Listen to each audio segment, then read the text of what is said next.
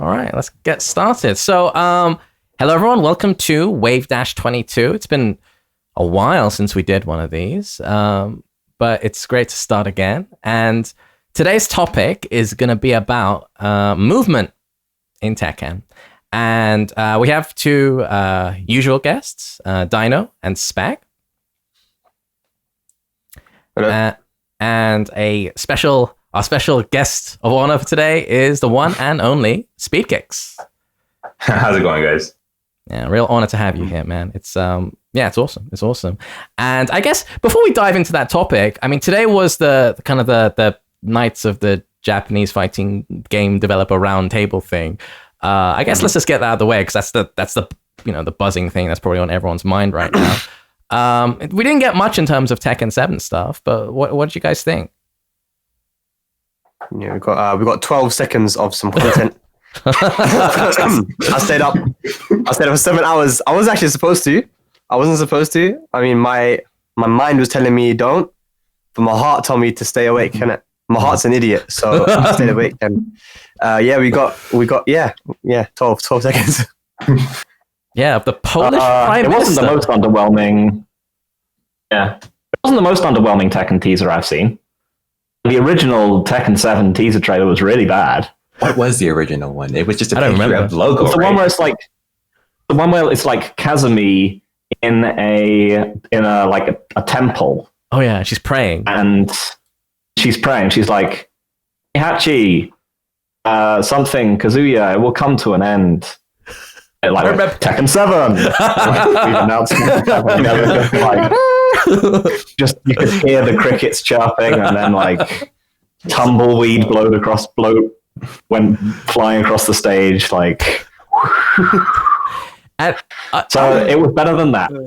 and you know what? When Tekken 7 first came out, 7.0 in the arcades, I was like, "Oh no, this is terrible. Like this is the end of the series." Because like 7.0 was objectively one of the worst Tekkens out there.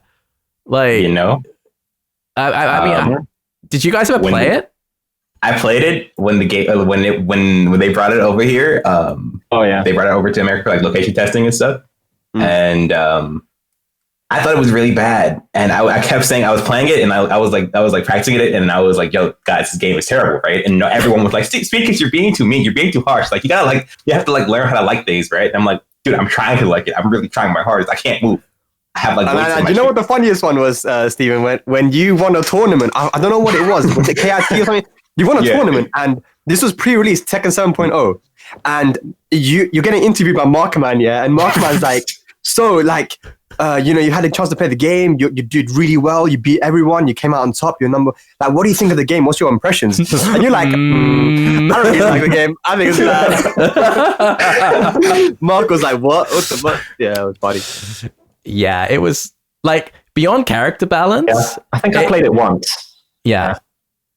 What did you think, Phil? I mean, this was the console version, so I think maybe that one wasn't quite as bad as like the original one. I don't know if it had the input lag. I just remember like just being.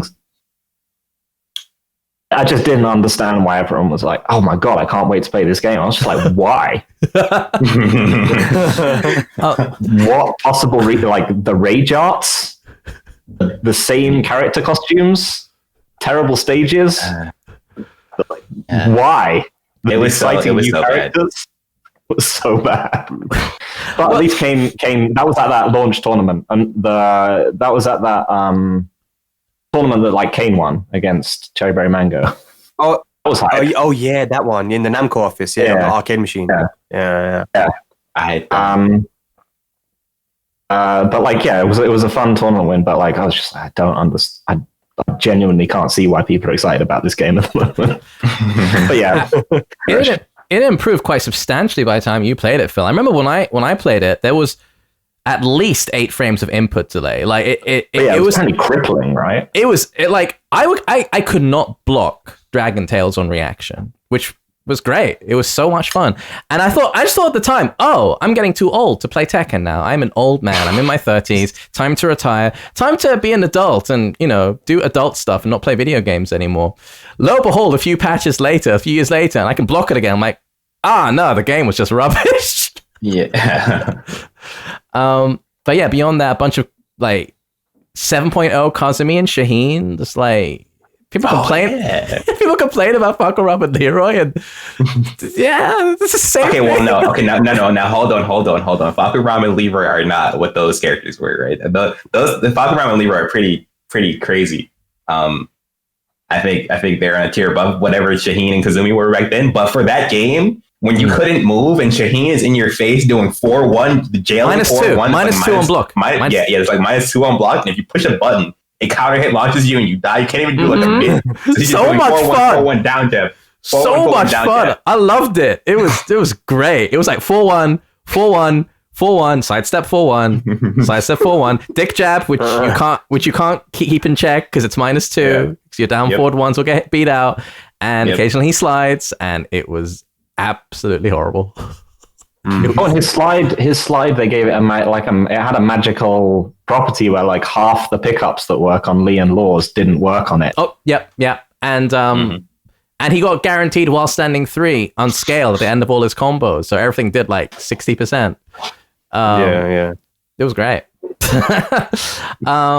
But yeah, it's impressive actually that they managed to beat it into shape in time for season 1. I'm pretty sure if that was everyone's first impression of Tekken 7, it would have been a Street Fighter 5. Really, it would have just been a wash. But that's the thing. That's why I like that they brought it out in the arcades. That's one positive to it. I know the Americans and Europeans, we were not so happy that it was out for so long there. And it's not nice, man. It's like you're dangling meat in front of a dog, a hungry dog. But one good thing about it is that you get to have this process of refinement in the arcades, right? So if Tekken 7.0 came out straight away on consoles, it would not have been fun for anyone. And people may have picked up the game and dropped it straight away, thinking, I don't want to play this shit. Yeah. But no, it went through refinement. And I think by the time Tekken Fatal Retribution came out, season 1, I think it was in a good place. Yeah. Or a better place anyway. Well, the question now is, now that arcades are like the final nail has been, nailed in the coffin thanks to COVID, whatever comes next for Tekken, they don't have the grace that period of like 2 years basically of testing in the arcade. Terrible. It's gonna be Namco really sucks at first versions. Oh yeah, right? Think about it, right? Oh yeah, the first version of every Tekken, like the first arcade version, not even like the first like console version, is always really bad, really buggy, and like plays like trash. And the funny thing about 7.0 is that 7.0 is basically just an iteration of Tekken 5. So for them to have like cocked it up that badly when it's basically drawing on the foundation of like 2 games prior was sort of incredible. But anyway, sorry, like we have so much stuff to talk about. But like, let's just talk about Siri. Like, well, the Polish Prime Minister. That's her name. Well, no, I'm just calling her Siri because, CDPR, they have a character called Siri who looks exactly like that, and the Polish connection, gray hair, scar over her eye. So, what did you think of the 5-second half-face reveal we got of the Polish Prime Minister, apparently? I mean, she's a character, I guess. That's all I can really say about what they gave us. They didn't give us much to work with. Yeah. I mean, there's not much to go. Like we got half of her face. She had a car parked on a roof apparently, and everyone's trying to figure out how the hell that happened. And she's Polish, and it's cool. And you know what? For me, I was actually very happy when I saw it. When I found out she was Polish, I was like, damn. I've heard stories, about the Polish scene running tournaments back in Tekken 3 times offline, where they would get 400 signups. Really.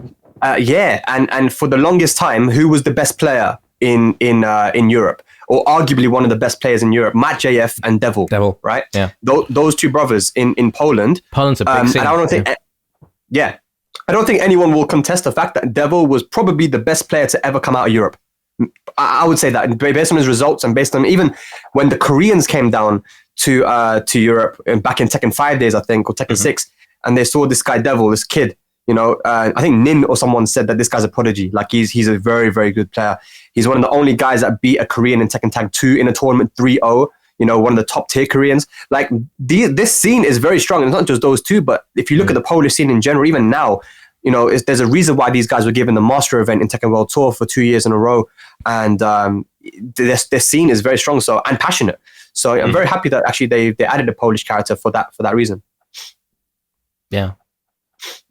I mean, Poland's always been like, fantastic scene. Ever since. It's weird. They were quite separate from the scene. I think back in Tag 1, there weren't that many that I can think of. But like Tekken 5, ever since like Tekken 5, I mean, Tekken 5 was really when the sort of international European scene started to coalesce a lot. I mean, as for the character, I mean, I think this is Namco trying to address some of their criticism about older female characters. Yeah. She just looks like a 30-year-old attractive lady with who just happens to have grey hair. Well, I think we were probably, I was the one probably banging my fists on the table loudest about that. Like, I've always wanted there to be kind of like a battle-worn, like someone above the age of 25. Because, basically all the female characters in Tekken, once they get to a certain age, they're either replaced, murdered, frozen, or, something else. And it's just great to, I think to see a female character who's visibly over 30 and has a bit of battle experience. Cool. I'm super glad about that, and I'm super glad they addressed that. I just hope she'll be an interesting character to actually play as now. Yeah, we'll have to wait and see. I mean, I guess if you guys missed it, there's this King of the Hill tournament, and in America, and they said that they were gonna show the full trailer at that, where we probably will see some gameplay and more information, her name and other details as well. So I guess look out for that, and that will be. I'm interested to see what this character's about. It's interesting because the community reception, the community are so wary after both Leroy and Falcon Rum of any new character being introduced into Tekken. Everyone's like, oh, I bet she's going to have like a safe, tripping, comboing low that crushes everything. And, like... Yeah, they have to outdo themselves, right? Like, the first one was 12-frame mid counter hit launcher. Right? Come on, that was insane, right? Okay, and then they were like, okay, what can we do next? So then they brought you the wall splatting on block, Falcon Rum mix up. And so for the new character, you just have to sit and kind of wait and wonder what's the next level. Namco has cooking. Yeah, I mean, Kane and Trench made a tweet today saying that if Falcon Ram and Leroy is anything to go by, a lot of people are actually surprised that it was an original character at this late stage of the Tekken 7 game, right? To bring an original character at this point was quite crazy, but people weren't expecting it. I wasn't, but a lot of people are scared that with the direction they've gone in with Falcon Ram and Leroy, these two original characters, and how strong they were on release, and how unique their tool sets were. But even though they were unique, they were very strong in their own rights. You look at Falcon Ram, the character that can just mix you up on block and has bare damage.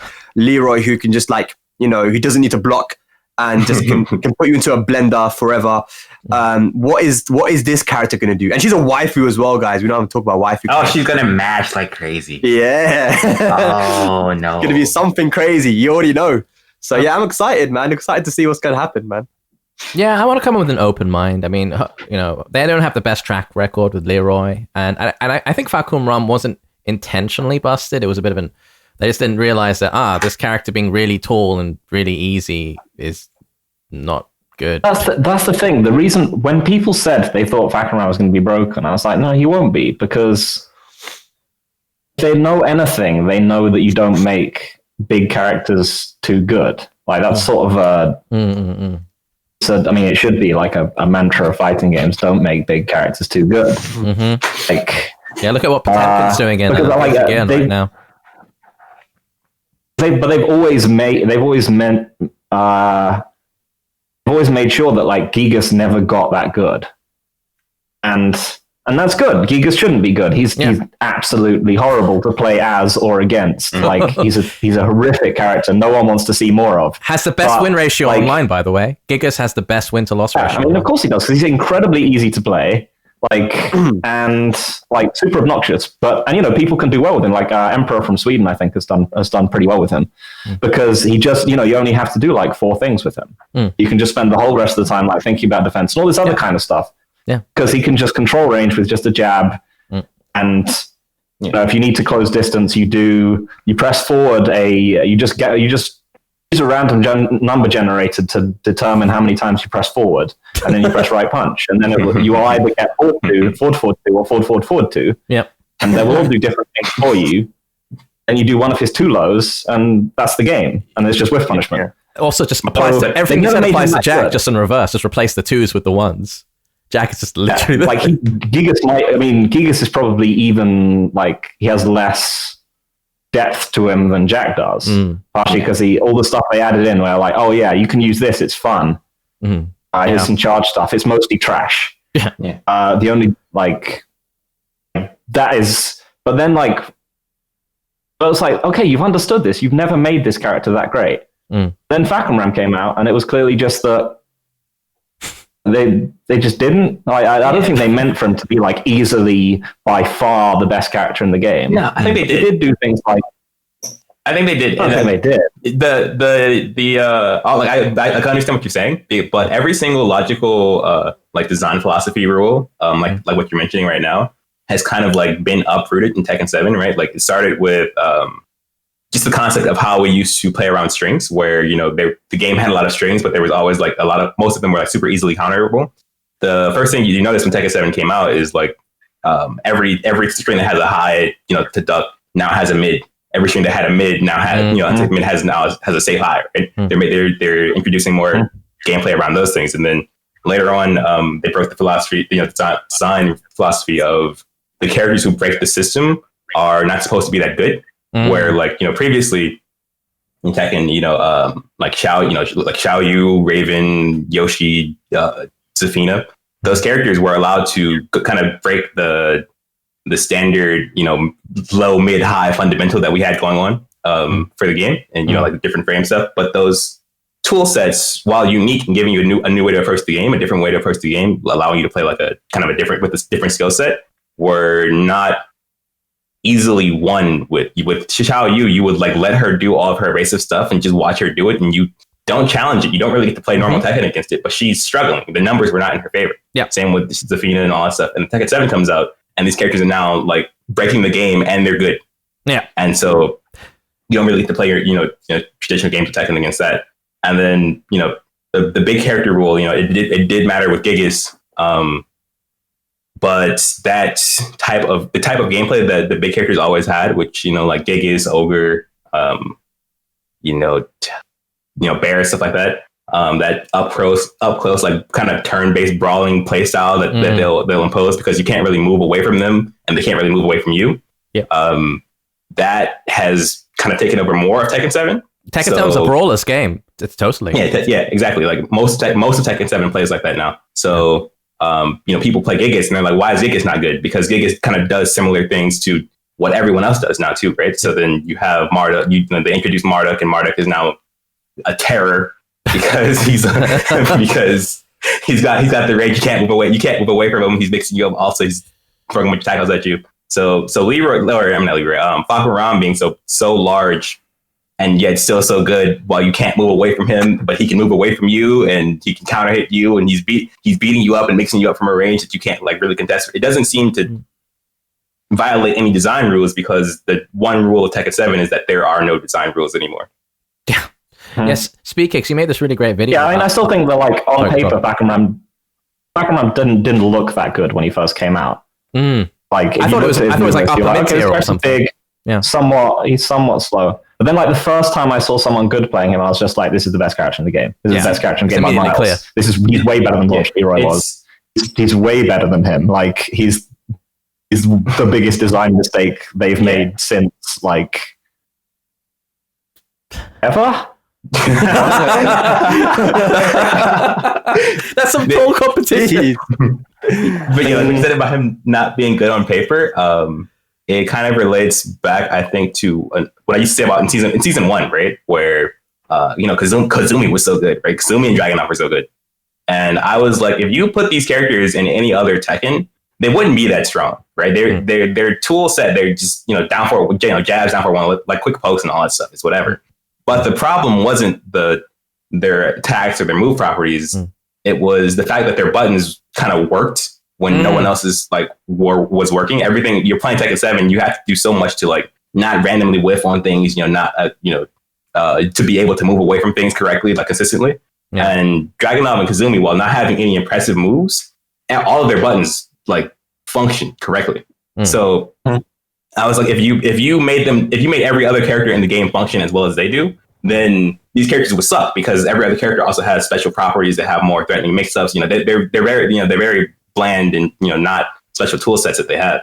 And then with Falcon Ram and Leeward too, they're pushing the power of the properties of these moves, but they're also releasing characters that work. So their buttons don't whiff at random rank. Leeward's down 4-1 is the most consistent down 4-1 in the game like you've ever seen. Right? It's so fat. If you get the hitbox mod, you can clearly see that it's just like double the size of any other down forward one. Yeah, Leroy's too. They're just enormous. They're just huge. Yeah.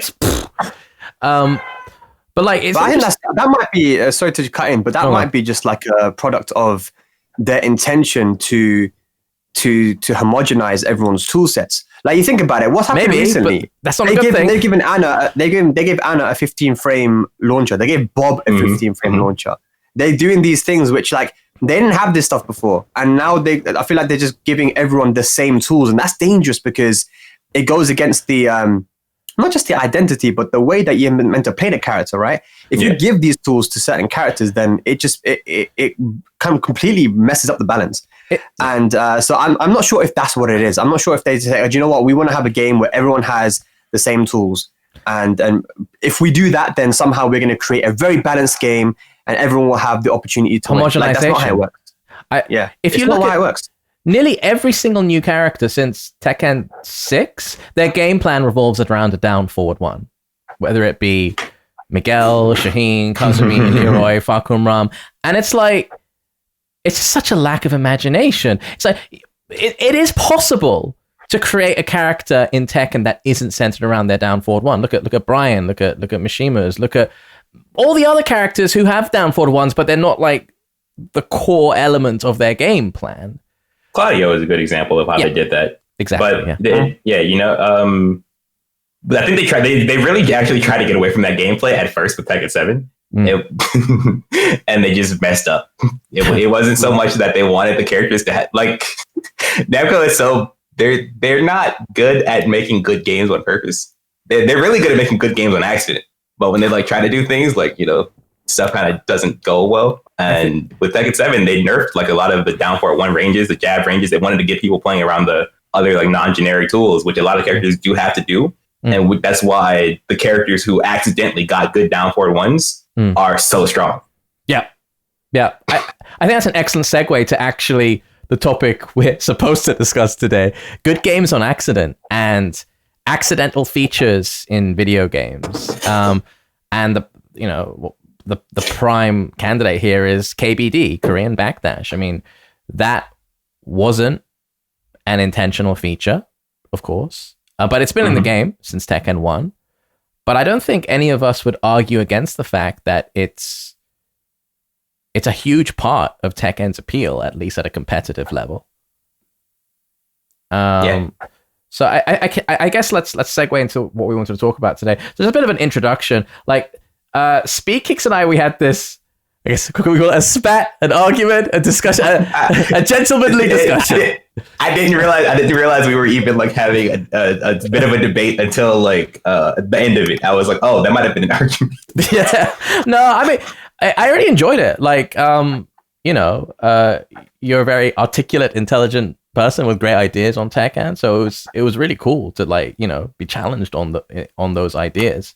And later that kind of blossomed into sort of a conversation throughout the FGC, especially when Gerald from Core, because you made an analogy that KBD is to Tekken, Korean Backdash is to Tekken, as dribbling is to basketball.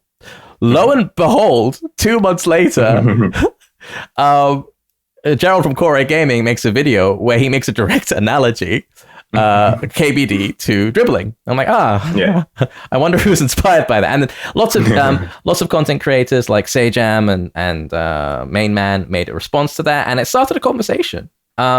So I guess let's just talk a bit about movement in general in Tekken and a history of how movement has changed throughout the Tekkens, or at least the competitive Tekkens. Do you think we should start with 1 and 2 or 3 here? Honestly, I'd probably just go to maybe. But we can go through it like super quickly. Like Tekken 1 has weirdly like super fast backdashes and backdash canceling. If you can be bothered to play it, it's like lightning fast. It doesn't have any sidestep. Tekken 2 has super slow backdashing. I don't know if it has backdash canceling, but it's actually a really sluggish game. Just in general, like it has some sidestepping in. Tekken 3 has a super long backdash cancel, pretty big sidesteps as well. It only has sidesteps, it doesn't have sidewalks. Tekken Tag, basically the same as Tekken 3. I've never noticed any differences in the movement systems between those two games. Tekken 4 was the one where they completely shredded backdash cancel. Yeah.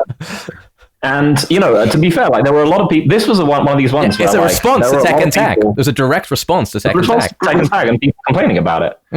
I was one of those people who thought, yeah, this is a good idea. People should try this. Because everyone was like, this is a fighting game. It should be up close. You should be able to, you should be fighting up close. You shouldn't just be running away, and it shouldn't be about every character who has the best whiff punisher.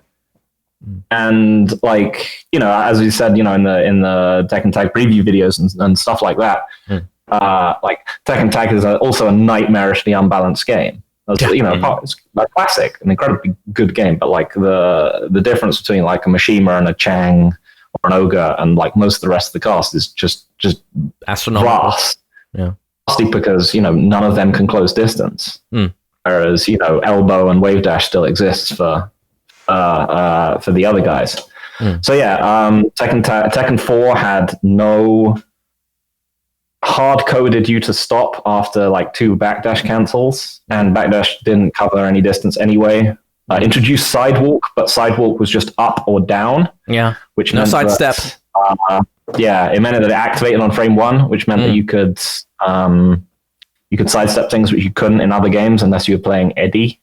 You were cheating.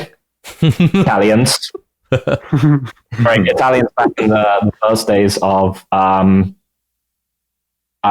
Tag would come to tournaments and they'd go into the menu and they'd just set sidestep to a button, giving them 1 frame instant sidesteps for like, or crouch cancels, from like instant sidestep from there's the hitbox stuff. You could instantly sidestep out of crouch from the wrong way. So yeah, there was a stop put to that. But yeah, so Tekken 4 had 1 frame sidewalk. Well, it didn't actually travel that far, but it was 1 frame. 5 was when we got the combination of sidewalk and sidestep and dash cancel, which was much bigger than Tekken 4, but not as big as Tekken Tag. 6 killed both those things a bit. Like the original 6 really felt like bad to play. It was the first one which was like it felt like a bad Tekken. Yeah. I think BR improved that a bit. Yeah. Did it buff movement? Did they buff movement from 6.0 to BR? Did they? I mean, this is the thing. I'm never the most sensitive guy to stuff like this. I got to be honest. Like, I think it's partially because I just grew up playing arcades. I'm really like, I don't like cuff on lag and weird things. I don't know whether BR was us getting used to the movement system more or whether it was actually improved. Yeah. But the same thing with Tag 2. I'm never sure whether Tag 2 genuinely has better movement than BR or whether the damage equations the backdash is bigger. Yeah, no, the backdash in between Tag 2 and T6 is definitely bigger. I'm not sure about the sidestep though. When I played Tekken 6, I was sidestepping a lot more than I was in Tag. I was able to sidestep a lot more things more cleanly than I was in Tag 2. Because in Tag 2, like, a lot of hitboxes were bigger. I played Tekken 6. I played Tekken 6 to practice when we were playing the Tekken 7 pre-release tournaments. because I went to play solo Tekken. And I was like, everything is so easy to sidewalk. So people said the movement in Tag 2 was better than Tekken 6, but I think players just weren't that good with the movement in Tekken 6. I don't know.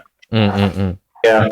BR, like I said, like 6 felt hideous to play at the beginning, but then we just played it because it was the Tekken and you played it and got used to it. And and then so we got to 6, Tag 2, and then 7, which have decreased both those things again. It made sidestep much more vulnerable, and like backdash felt a lot less effective as well. Sorry, I think I got very upset in the background. I think Hector has some opinions on Korean Backdash. Well, was the best, he's saying. Spag, as an aside, are you eating cornflakes? I mean, rice, bro. Oh, okay. Who eats cornflakes at 5 p.m.? I don't know. I occasionally have cornflakes as a snack. Nah, I have as well. Cornflakes is like any time of the day thing. But now I'm having rice, man. I'm an Ian, man. Yeah. So the chat's okay though. I do. Of course you do, Super Kuma. And I guess that brings us to Tekken 7. So like, I think everyone agrees that movement was nerfed from Tag 2 to 7, but how exactly? Oh, that is complicated because it's a combination of worse movement, different system, and different attack standard, like a hitbox standard. Yeah, much bigger. So it's, when the conversation comes up, I usually don't even like compare directly the movement because it's more of a problem of the uses of the movement. Where in Tekken 7 you have situations where you can kind of like backdash out of things that are directly in your face. Like if you're, I don't know if you've ever played against Lily, but if she's in your face at range 0, she does down forward 1, and you do a backdash on like a character with a decent backdash, he just whiffs.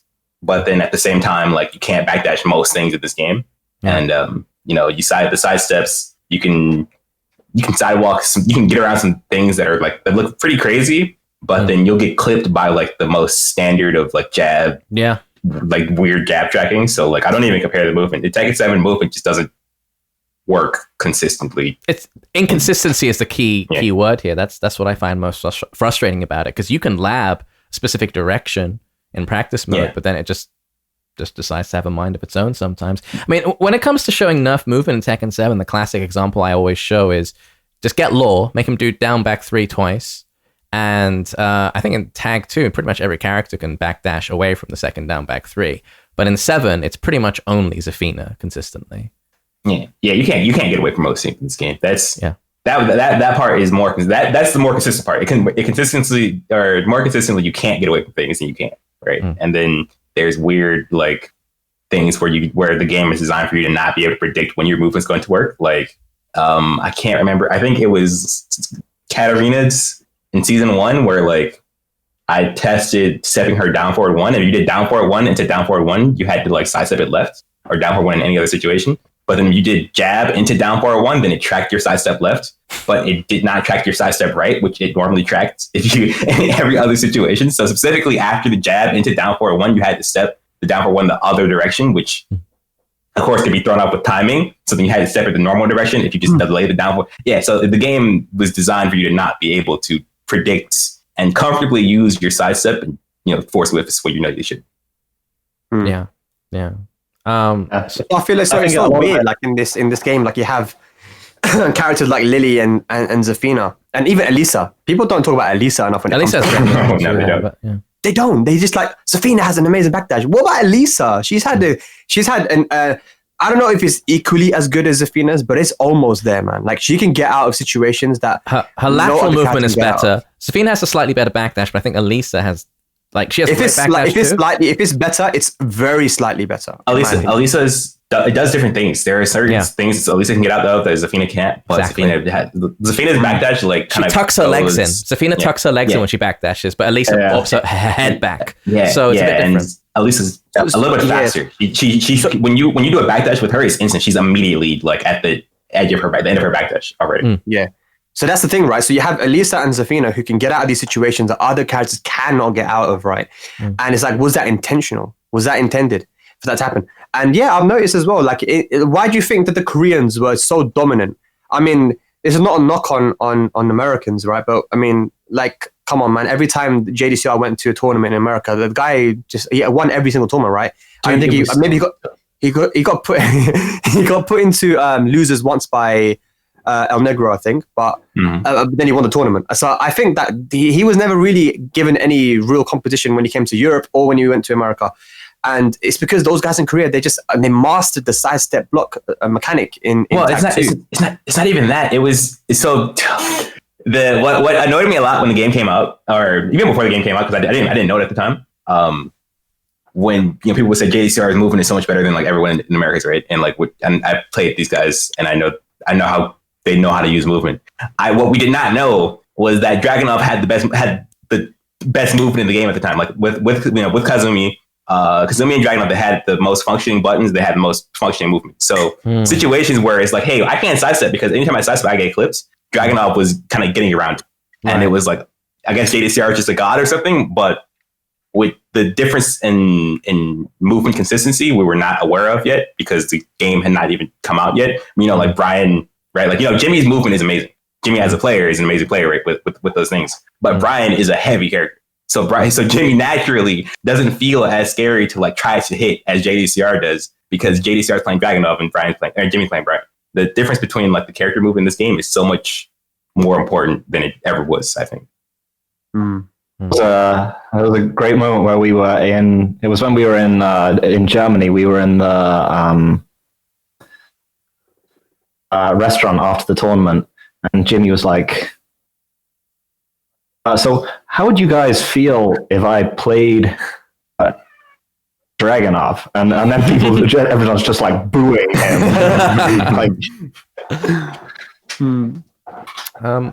So I mean, I guess let's talk a bit about like KBD, because that's kind of always a focal point of discussion whenever we talk about movement in Tekken. So like, in order to create horizontal space, you need to learn how to Korean backdash. And especially if you want to do the proper Korean backdash, not the reverse wave dash, it's actually quite hard. And like straight up, well, not possible on like a pad, right? I believe on a pad you have to do the reverse. Like you have to. Is it even possible to do a straight up Korean backdash on a pad? Yeah, Sane does it. He's in the chat right now. That guy has probably the fastest backdash. That guy. Yeah, it's really easy. We were in Jordan, and Arslan was watching Sane backdash. He's like, dude, this guy's backdash is insane. He uses pad. And other people in Harry Potter, he has crazy movement. I'm pretty sure, he uses pad. A lot of people in Europe and in America, they use pad, and their movement is insane, man. And they do KBD. Like the proper correct way. Yeah, the correct way. It's really easy. You just roll your thumb, and then it's you just kind of. It's hard to explain. But you just roll your thumb and it works. It's easier to do than the reverse wave dash motion. I don't know why people learned it incorrectly and they never figured out the correct version. It's so much easier to do the correct Korean backdash than it is to like do the little ghetto versions. It's less inputs. Yeah, but I mean, I guess Wavedash, the reverse Wavedash is easier because it's familiar. It's a quarter circle motion, and we've been doing that in fighting games since forever. Yeah, but you're pressing. You're doing too much. You're releasing. You're adding. The reason you're getting the reverse Wavedash is because you're going neutral after you tap back. So you're like literally trying to like do back and then back and then down back or something. So like you're moving your thumb too much and you're like creating all this extra motion, and then you're getting hit anyways. Like you're not. Like there are budget ways to simulate a Korean backdash. I mean, the easiest and least effective version is cancel into sidestep, which is the slowest one. Then is the reverse wave dash, which is a bit faster, but again a bit slower. And the optimal way is to do the proper Korean backdash. But I guess the point of contention here is that a lot of people say that this shouldn't be necessary. Like, moving backwards and forwards is like a fundamental part of fighting games. So should it be reasonable to expect that of a player? And moreover, what skills? I mean, should a new player have to learn how to KBD in order to move effectively? Define effectively. In order to create space. Okay, so because that's how we create space in Tekken, right? Like you don't have to create space to play Tekken, right? Tekken is at a core, it was designed by Namco. It was designed to be what we saw out of Tekken 4, right? Where you just kind of have to get in each other's face, throw out one of your 100 options, and hope that it randomly hits or gets blocked, right? Like that's what they want Tekken to be. That's why they keep nerfing movement. That's why they keep buffing attack hitboxes. Everything we do to control the game, to like control the options and prevent the game from kind of being like a random up close like mash fest. They try to remove that, right? We broke that gameplay intention. We created something a lot more fun by figuring out how we could create space, and to do so, you have to learn the method of doing that specific thing, or you can play it the way Namco intended, and have your fun that way. Yeah. I mean, so I think the thing is that like I don't think KBD is an entry requirement. And I think a lot of the people complaining that it is are feeling like Tekken is a different game to the one that is actually played.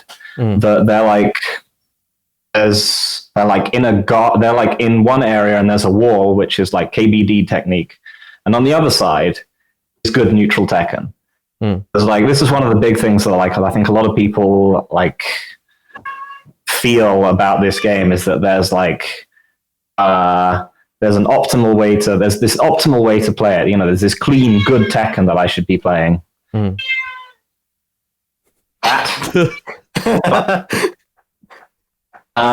this clean, good Tekken I should be playing, and and it should. I'm trying to play it, and it should be working, but it isn't. But if just this happened, then I would be winning. Like the thing is that like KBD is not going to save you if you're having these kind of problems and if you're thinking in this kind of way, because KBD is something you use to limit exchanges. And even if you can KBD, you're still going to get stuck in exchanges. You're still going to get into brawls. You're going to backdash your way into a wall and kill yourself. You're just going to like people can just run up to you faster than you can KBD. Even if you're the fastest person in the even if you've got like a macro. Like I have played against people playing with macros. They're not difficult to trade with macro KBDs. They're not difficult to chase down. Like just walk up to them. People are thinking that there's something. They're like, now I will be able to defend in this game if I had this skill. You probably wouldn't be able to. There's still like playing in this game is still very hard. There are, you are having problems with defense. This is one of the sort of benefits of Tekken, is this game. There is a landscape where of characters you can pick, which can help you out here. You can play Zhao Yu or Asuka or Feng, or like probably the main ones. And you won't really have to block much, for a significant portion of your playing career. Like, until you get up to a very good level, genuinely, you won't have to block exchanges. Like, you can just back Kempo out of everything, or Art Phoenix, or do like an Asuka move. Yeah, man, look at Dimeback. He never holds back. Like even at high level, like there's still players. I mean, I don't think I've ever really actually tried to learn how to KBD. I mean, I can do it, but I just played the game a bunch, and I was just like, oh yeah, I'm doing that thing. Weird. Like there's players like I think Justice, the pool player in Korea. I don't think he knows how to KBD. I don't know if I've ever seen him do it. Man, he's got like presumably like a Tekken God Omega pool. He's having fun with the game. Yeah, I mean, I think it's helpful, but like, and at the top level, you need pretty much everything to be on point. Otherwise, things will fall apart. It's not an entry. I don't think is used as an entry level requirement is heavily exaggerated. Yeah, are you trying to? Yeah, exactly. You're not trying to win Evo, as soon as you pick up Tekken, right? So you don't really need to be able to do that. Is the difficulty of KBD exaggerated? Do you think? Yes. Yes, Probably, yeah. it is. It is very simple, and it's been exaggerated by the fact that people don't understand how it's done. So like someone doesn't really understand how to backdash, and then they try to teach someone how to backdash, and then now everyone has been taught how to backdash incorrectly, and they're doing so much extra work, and it doesn't work, and they're like, wow, why doesn't it work? This is too hard. I can't make it work perfectly. It's super hard. It's really easy. But we've all played Tekken for like minimum of 10 years here. So I mean, I think if you go to your average kind of intermediate level player, like, can I ask the chat? And this is actually exclusively for people who picked up Tekken with Tekken 7. Yeah, so we have about 400 viewers now. Guys, do you find KBD or backdash canceling or moving backwards generally in Tekken difficult? And responses are no, yes, yes. It seems split. I should have a poll here. No. Wait. I just want to. I see a lot of no. A lot of no, but like I'm going to limit it. Let's just one more time. Limit it to people who've only started with Tekken 7. Because I'm seeing some pro players and they're like, oh no, it's easy. I mean, but pro players weren't pros when they started, right? Like my backdash, I've been backdashing the same way since like the first week I played the game. I was able to, it's a skill you develop when you first pick up the game, and like some people understand what they're trying to do and it's really easy, or some people don't understand it and it feels harder than it actually is.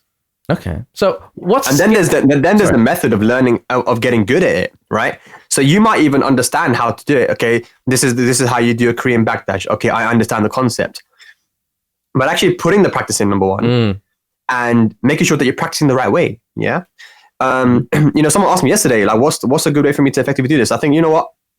Do a couple backdashes, do a few backdashes, keep it slow at first. And once you get consistent with that, then you start speeding up a little bit. The muscle memory has to stick in. When you ask some people, like, how do you do Korean backdash? They're like, I just kind of do this and then that and that.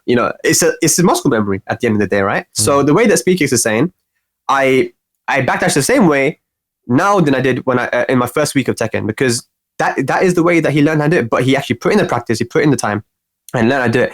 So yeah, like there's multiple things to it. I think if people who say that, I find it hard, then maybe you're not practicing it the right way. Maybe you're trying to get too ahead of yourself, trying to move like knee straight away just because you've learned, because you know the concept. No. You need to. There's steps to this, and there's steps. So what are the most important skills then? I guess we're all kind of agreeing that maybe KBD is kind of put on a pedestal too much. It's not like a get out of jail free card or anything. Right. So what are the most important skills that an entry level player needs to learn in order to meaningfully improve at Tekken? Like, so entry. Okay, I think we need to define what entry level is, right? Because I feel like meaningful improvement, when you literally first pick up the game, comes from anything, right? Learning your combos, learning, True. There's a wide spectrum of variance on entry level. Let's say I have a basic understanding of fighting games, and I'm coming to Tekken, and I have an understanding of neutral, and I'm not an absolute beginner, but this is my first Tekken game. Okay, so there is going to be a laundry list of mechanics for you to learn, right? Like low parry, side steps, combos, all that stuff. Once you get that out of the way, the most important thing you can do is learn the moves that are in the game. When I first started playing Tekken, I was coming from Street Fighter, so I was kind of a similar situation where I had a decent understanding of fighting games. What I realized is the first thing I wanted to do was know how to control my character and what the other characters did, because if the game is like it's a mental thing, right, where you are playing against your opponent's strategy and you want to get a win, you don't want to lose. You need to be able to first move all your pieces on the chessboard, right? Like you need to know how all the pieces move. So if you're playing as your opponent's character and you don't know what his opponent or what he does, then you can't even fight against it. You can't come up with a winning way, a way to beat it if you don't know what it is. So the most important thing you can learn in Tekken is how to beat moves, because that's how you win games. So but you mean per move, like. Knowing the counters to things, right? Being able to look at a move And, even, there's just the thousands of moves in this game. So you're not going to just, immediately remember everything as soon as you hop into the game. But knowing how to spot how to be a move, which is, honestly, I'd say it was easier in older Tekkens than in Tekken 7 because things kind of don't really match up. But being able to look at a move and go, okay, that's a high, I can duck those. That's a low, I can, get a low parry and I can block and punish it. And then, building up your understanding of how you can respond to things lets you, actually play the game of choosing how you respond. Yeah. I think the one thing that I did as well, like when I was learning back in Tekken 6 is I'll go into Tekken Zaibatsu's forum and I'll be like, okay, I want to, and this is already at the point I've learned about the, counter hits and low parrying and high, mid, low, the kind of basics, right? Once you get past that point, then, learning your character's top moves and understanding from people why they are the top moves and how to apply them, how to use them. And then finding out the same thing about every other character kind of it gives you a direction and a purpose in the matchup. Okay, this is the move these are the top 10 moves of this character. And this is how this person is going to seek to use those moves against me. And then you can figure out a way to counter that, right? So that's very important to learn the top moves because there's a lot of moves. Every character has 100+ moves, like almost, right? And when people they get overwhelmed, they're like Spag or like, what the hell do I have to do? So many moves in this game. It's like, legitimately, like if Kazumi, I don't know how many moves Kazumi has, but let's be honest, when you watch a top Kazumi player, they're not using all of those moves. They're using a very selective of those moves, right? Yeah, that's the thing about Kazumi. 5 moves. She's a 5-move character. She's designed to be a 5-move character. But she might be a 5-move character, but there's every character pretty much is not using all of the moves in their moveset. So learning and understanding those key moves, and also before that, obviously you'd want to know, learn about the generic tools that are shared amongst most characters, like the jab and a down forward one, mid pokes, 13 frames, and that kind of stuff. And then, you build your foundation from there, right? You wouldn't. A lot of people say, frames and stuff. Get in the frames. No, don't. I think learn, pick a character that you find fun, find out the top moves of them, learn the fundamental, the system mechanics, and at some point, then you can get into the numbers once once you understand a bit more about the game. But I think that's a better way to go about it. Yeah.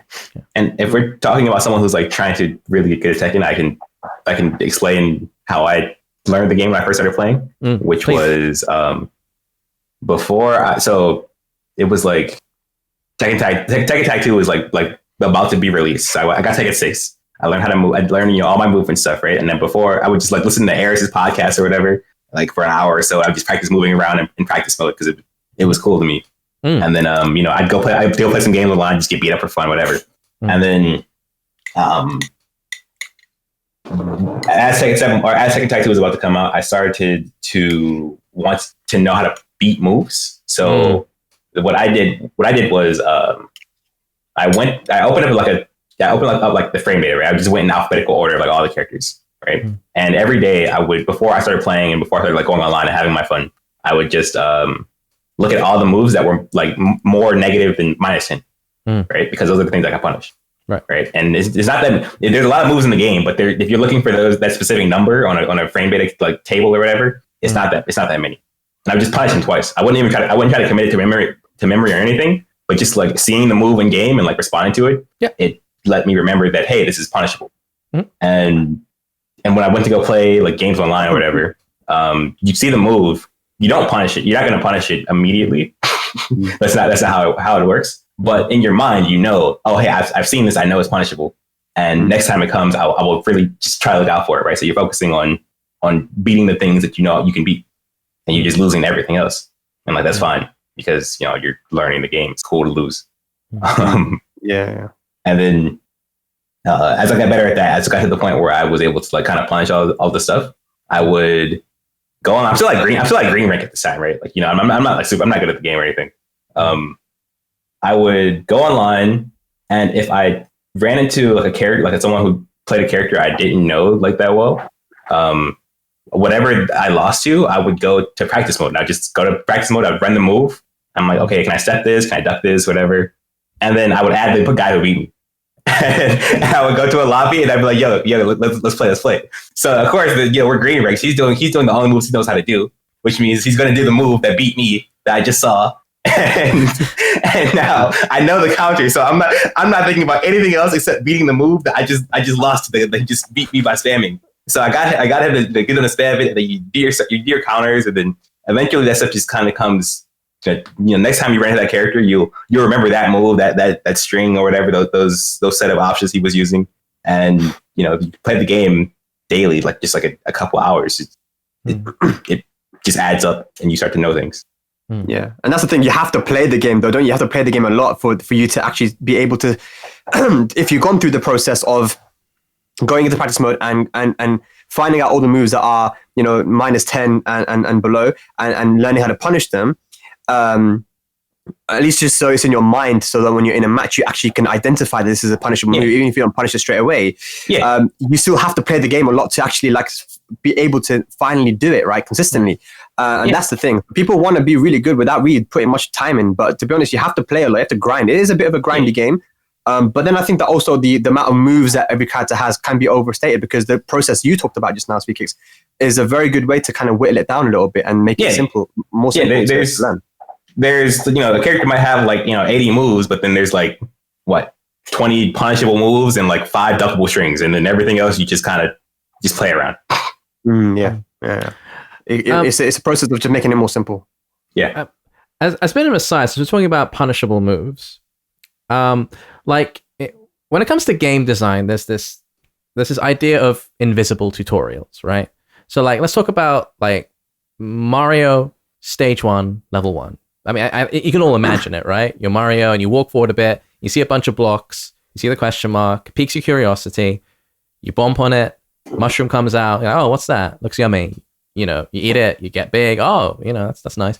So that a game should teach its players how to play through the gameplay itself.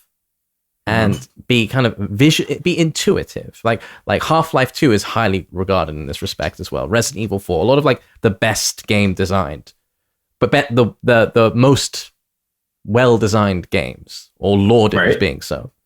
Do you feel that punishment in Tekken should be more visually intuitive?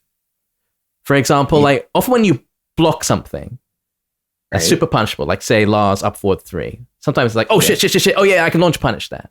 How would you feel if you blocked his knee and then he kind of crumples to the floor a bit, or oh, you can punish this now. It's your turn. You get a punish. Should punishment be just more intuitive? And I mean that both from this looks more natural. As a spectator, this looks cool. They're in a more dynamic, there's a more dynamic interplay between these characters, and also purely as a means to teach players that you can punish that move at that time. I think the problem of the game not teaching you how to play the gameplay isn't. So it's an arcade versus game. So I don't really think there's going to be a slow leveling or slow level system where you face harder and harder things when you're fighting someone else, another human being who's just beating you up. But the game has no single player tutorial or story mode where they kind of trains you to play it and just gives you better, or gives you more advanced opposition as you go forward. I think the best way that most people learn to play Tekken, even when I was a kid and I just mashed, was the ultra hard ghost on Tekken 5. It would ultra hard ghost on Tekken 5 was the greatest thing ever, because what it did was it ducked my strings. I used to there was a 4-arm string, you just mash 3, you get this cool launcher, whatever. It was cool. I did it on the ghost and it ducked and launched me, and I was I didn't know you could do that. Right? So I kept playing. I kept doing the string and I kept dying. And I'm okay, well, I guess I can't do the string anymore. So then I stopped doing that stuff, and the ghost starts hitting me. And then I'm what can I duck from him? And I duck. I don't know how to launch. I don't know how to do combos or whatever. But I'm learning how defense works in the game, and it starts low pairing my stuff. I'm what's a low pair? So. But couldn't that process have been made faster and more enjoyable if the game clearly communicated to you what is punishable and what is not through its animations, giving you invisible tutorials. Like, I firmly believe that, yes, you do need a better tutorial mode, not just in Tekken, but all fighting games, but it can't just be that. The game needs to provide a breadcrumb trail baked into the game's design itself. That's game design. Right. But what an invisible tutorial isn't something that emerges in versus play, I don't think, right? It's not something that emerges when you're watching, like, I don't know, like League of Legends or Counter-Strike or whatever, right? There's no, things aren't inherently obvious. You're seeing a lot of things there's a lot of things you aren't seeing that the players are doing. Of course. There's going to be a lot of the higher level mind games that an entry level player would not understand. But just like, there's more than just mind games, but like basic decisions. The fundamentals of those games are not visibly obvious unless you like learn the game. So there's always going to be some things hidden, and I think punishment is one of those things where it's like there are indications, like you said, like Lars up 4-3, like the stagger look, like hell, you block a hell sweep, right? Even as a new player, hey, I blocked this hell sweep, I'm mashing a button, and you hit. That's one of the things that sort of I was talking about. That is obviously like that's an addition to Tekken, right? That was added in Tag 1. Is block stagger on lows. They clearly wanted to say, like, when someone does a big low and you block it, you should, here is your turn. Every time you can see that this was a big low that you blocked. They've gone, like, they've been stopped in their tracks. They're staggered. You can kill them for it. They've changed the animations around. So, like, if you block Nina's Wipe the Floor in Tekken 3, you can still launch punish her for it because it's still like a slow move. She's still swirling around on the floor. But it doesn't have block stagger on it. It's not like she's not minus 39 anymore. And I think, and generally I don't find myself thinking like, oh man, like the addition of block stagger on lows was a mistake. It's super good because like no one wants to grind out like specific punishments for like blocked hell sweep, or like you just want to be able to go like, oh, I blocked this, die. There's still, I think, like universalizing punishment. I mean, I wouldn't universalize it. I think that's probably a step too far. Like if you were like, if you had like a specific punishment, if your character went like this, and that means they're minus 12, and they went like that, and that means they're minus 10, or whatever, like some kind of visual thing like that. But I think there's still room for like, there's still stuff in this game where it is just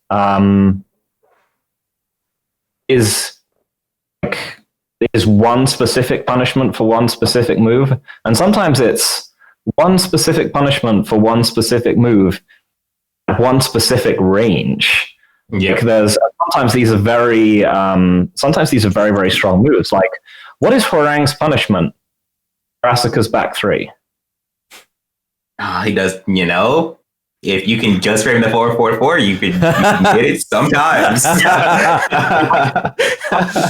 Would you like getting his incredible move forward neutral 4 and then just like press 2 and killing you? Like, and for doing this, for getting a frame perfect forward 4, you get knockdown. And like nowadays, you'll be able to get, if you're like step blocking or whatever, you'll get back 3 more than you ever did before. But like, it's not like. And there's a lot of like big, wild moves in this game that have very specific punishments that like don't. You have to have like it in the back of your head. Like Brian doesn't really have a great specific punishment on back 3. So just Mac punch it, but she can go under that. You can wall bounce it, but it's the execution. I said universal tag assault needs to come back. Yeah.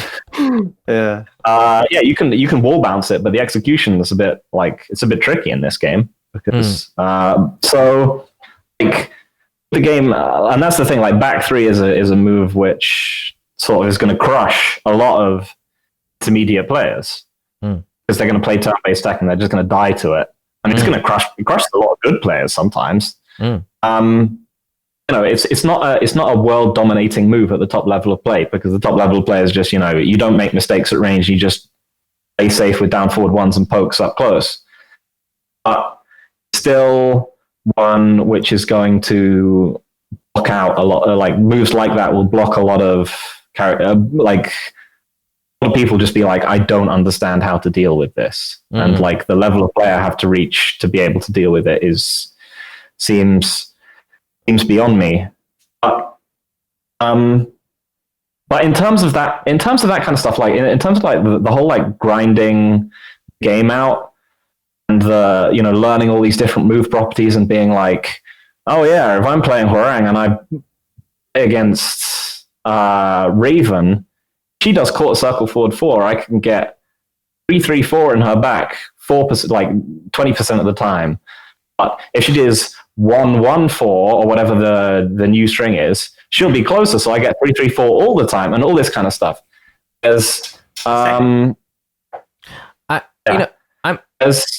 I'm reminded of a interview. Not interview, it was a series of tweets that Harada made in 2014, and it was translated and put on Avoiding the Puddle. I think if someone just writes go to Google, write frame data Harada Avoiding the Puddle, you'll find what I'm talking about. It's a series of tweets, and like it explains a lot of the underlying philosophies behind Tekken. And at one point, Harada explains that at that time they were completely averse to having frame data in the game. Lo and behold, 6 years later we do. So he must have changed his mind on this in some way, or a big way. But like he suggested that a lot of moves are kind of intentionally opaque. And that if you gave frame data to a player, they would have a word of God. I think those were his exact words. And then they would be able to like understand every interaction in the game, and then the game would lose a lot of its mystique and a lot of its, you know, like for example, he mentioned Heihachi as a character, like, you know, you might like Heihachi is a character with a lot of big, powerful moves with stagger, some of which are punishable, but a player wouldn't know that. A new player wouldn't know that. For example, as a new player, you might think Heihachi's forward 2 or his down forward 1-2 are plus, or leave him at an advantageous situation. An experienced player, of course, would know different. But like he brought that up as an example, that as like if we offered frame data, then there would be a word of God, and the game would be figured out more quickly. And I was thinking, sorry. Actually, that's it. Go on. I mean, okay. Well, yeah, but I remember this interview. I just had to like skim through it again to refresh my memory, or not the interview, but the tweets. Part of what he was what he was saying, that I think the most important part was that players would think that they had it figured out, right? There's more to the game than just the frame data. But if players are looking at the game in a way where it's just like, hey, you like look at the frames, this is how you beat this move. This is how, you know, this move is about this frame, and you know, this move is bad because this frame data or whatever. Then there would be like less of a look into the depth of the game. He mentions things like pushback, you know, all the other properties. There's more to a move than frame data. There's range, there's tracking, there's all this kind of stuff. Like the startup and the block frames and whatnot. That's just one side of how you see a move. But no one's even punishing it in the first place. Like a lot of people know how to punish a move, but then consistently punishing it. Back 3 is a great example. Obviously at the top level, you expect to be able to, and especially depending on the punish too. Let's say maybe Falcon Ram's back 1 punishes back 3 most of the time, and that's an easy punish, right? But you know, some punishes aren't going to be so easy. So even if you do know, it doesn't mean you're going to punish it all the time. And people miss punishes all the time in Tekken, even the best players. So I don't know if that means that it's making the game less. But it would kill anything. It would kill the lifespan a little bit though. Like that's what he said, right? Where like before the show started, for context, we were talking about Street Fighter 5 and how when the game came out, I was like, I played it for 2 weeks, and I basically figured out like everything to do in the game, and like I quit it because I got bored. It was like, and the only thing left is to do what I know to do, but better, right? That's there's no more figuring the game out. It's just getting better at the game. Yeah. That is when a game is really at its most boring. Because then you decide, hey, do you like doing the things that are here? You know, is this like genuinely fun, or is it just like tedious, right? Like you're just trying to get better because you want to win an Evo trophy. And for like what you just said with punishment, right? Like it's having all the information there just means the only thing left to do is get better at doing the thing, and that is only half the fun. That's not even half. That's like to me, that's the least fun part about a game. Well, exactly. Punishing a move is binary. You either punish it correctly or you don't. Like the real decision-making process is in the neutral. It's in the side steps. It's in like the interplay between the players. So I don't think you lose too much by having, like, if anything, if you educate players with frame data, you actually, if that knowledge is on the table, then they can strategize. Like human beings are creatures of habit, right? I think Harada was suggesting that with frame data, players will all start playing the same and things will become formulaic. But I don't think that's true. Like you plop a player into Tekken with no knowledge of what the game is, they will fall into habits through what is successful for them or not successful for them. Human beings are quite predictable without structure. But if you have the knowledge, if you have the means to strategize and use your brain and realize, okay, I'm a -1 here. If I so in this situation, I can sidestep, I can low crush, I can backdash, I can, if you have the means to think, or I can just, I can just press buttons, then the game becomes more dynamic. Wait, Speed, do you mean that the process of finding out how to punish a move is where you find your enjoyment rather than knowing and actually executing it? Is that what you're saying? Yeah, I mean, that was part of, that's what I mean. Like learning that there's something to be punished, and then figuring out the punish. That's more fun. The more fun part about learning a game and getting good at the game than it is getting good at at just doing it. At always reacting to it, right? Mm-hmm. And that kind of goes into what I was going to try to clarify just now. What you're saying. Even the things like tools like neutral, decision making, all that stuff. That was also included in what I was talking about when I was saying, I was bored of Street Fighter 5 because I know everything I can do in the neutral. I know that you figure out the shimmies really quickly, you figure out your stagger timings, you figure out your counter hit stuff, and then it's just, hey, be more consistent at hitting your opponent with this thing. That's not the fun part of learning a game. It's not the fun part of improving at a game. The fun part is looking at what's in front of you and trying to figure out what are my options here. What is the thing I should be doing? Yeah. And part of that is, discovering punishment, discovering how you should learn how to punish, discovering the options you have in neutral, discovering, how, what you should be doing, what moves you should be using, how you should be strategizing. And then the moment that you have your strategy and it's time to just get better at making it work, that's when the game gets bored. And so that's what I think Harada is trying to, is hinting at, is that when you already know what to do in a game, it's not fun to play. But I don't think that you learning or being given or spoon-fed frames or how to punish a move necessarily compromises Tekken's depth at all, because it's a very deep game outside of that. Anyway, so even having that, it makes the game. So I think it is, you have to strike a balance. It makes the game easier for people to learn, or maybe easier, quicker for people to learn. I don't want to say easier, but quicker for people to learn, right? Yeah. And it might not be as fun for you and other people, because you want to, that discovery.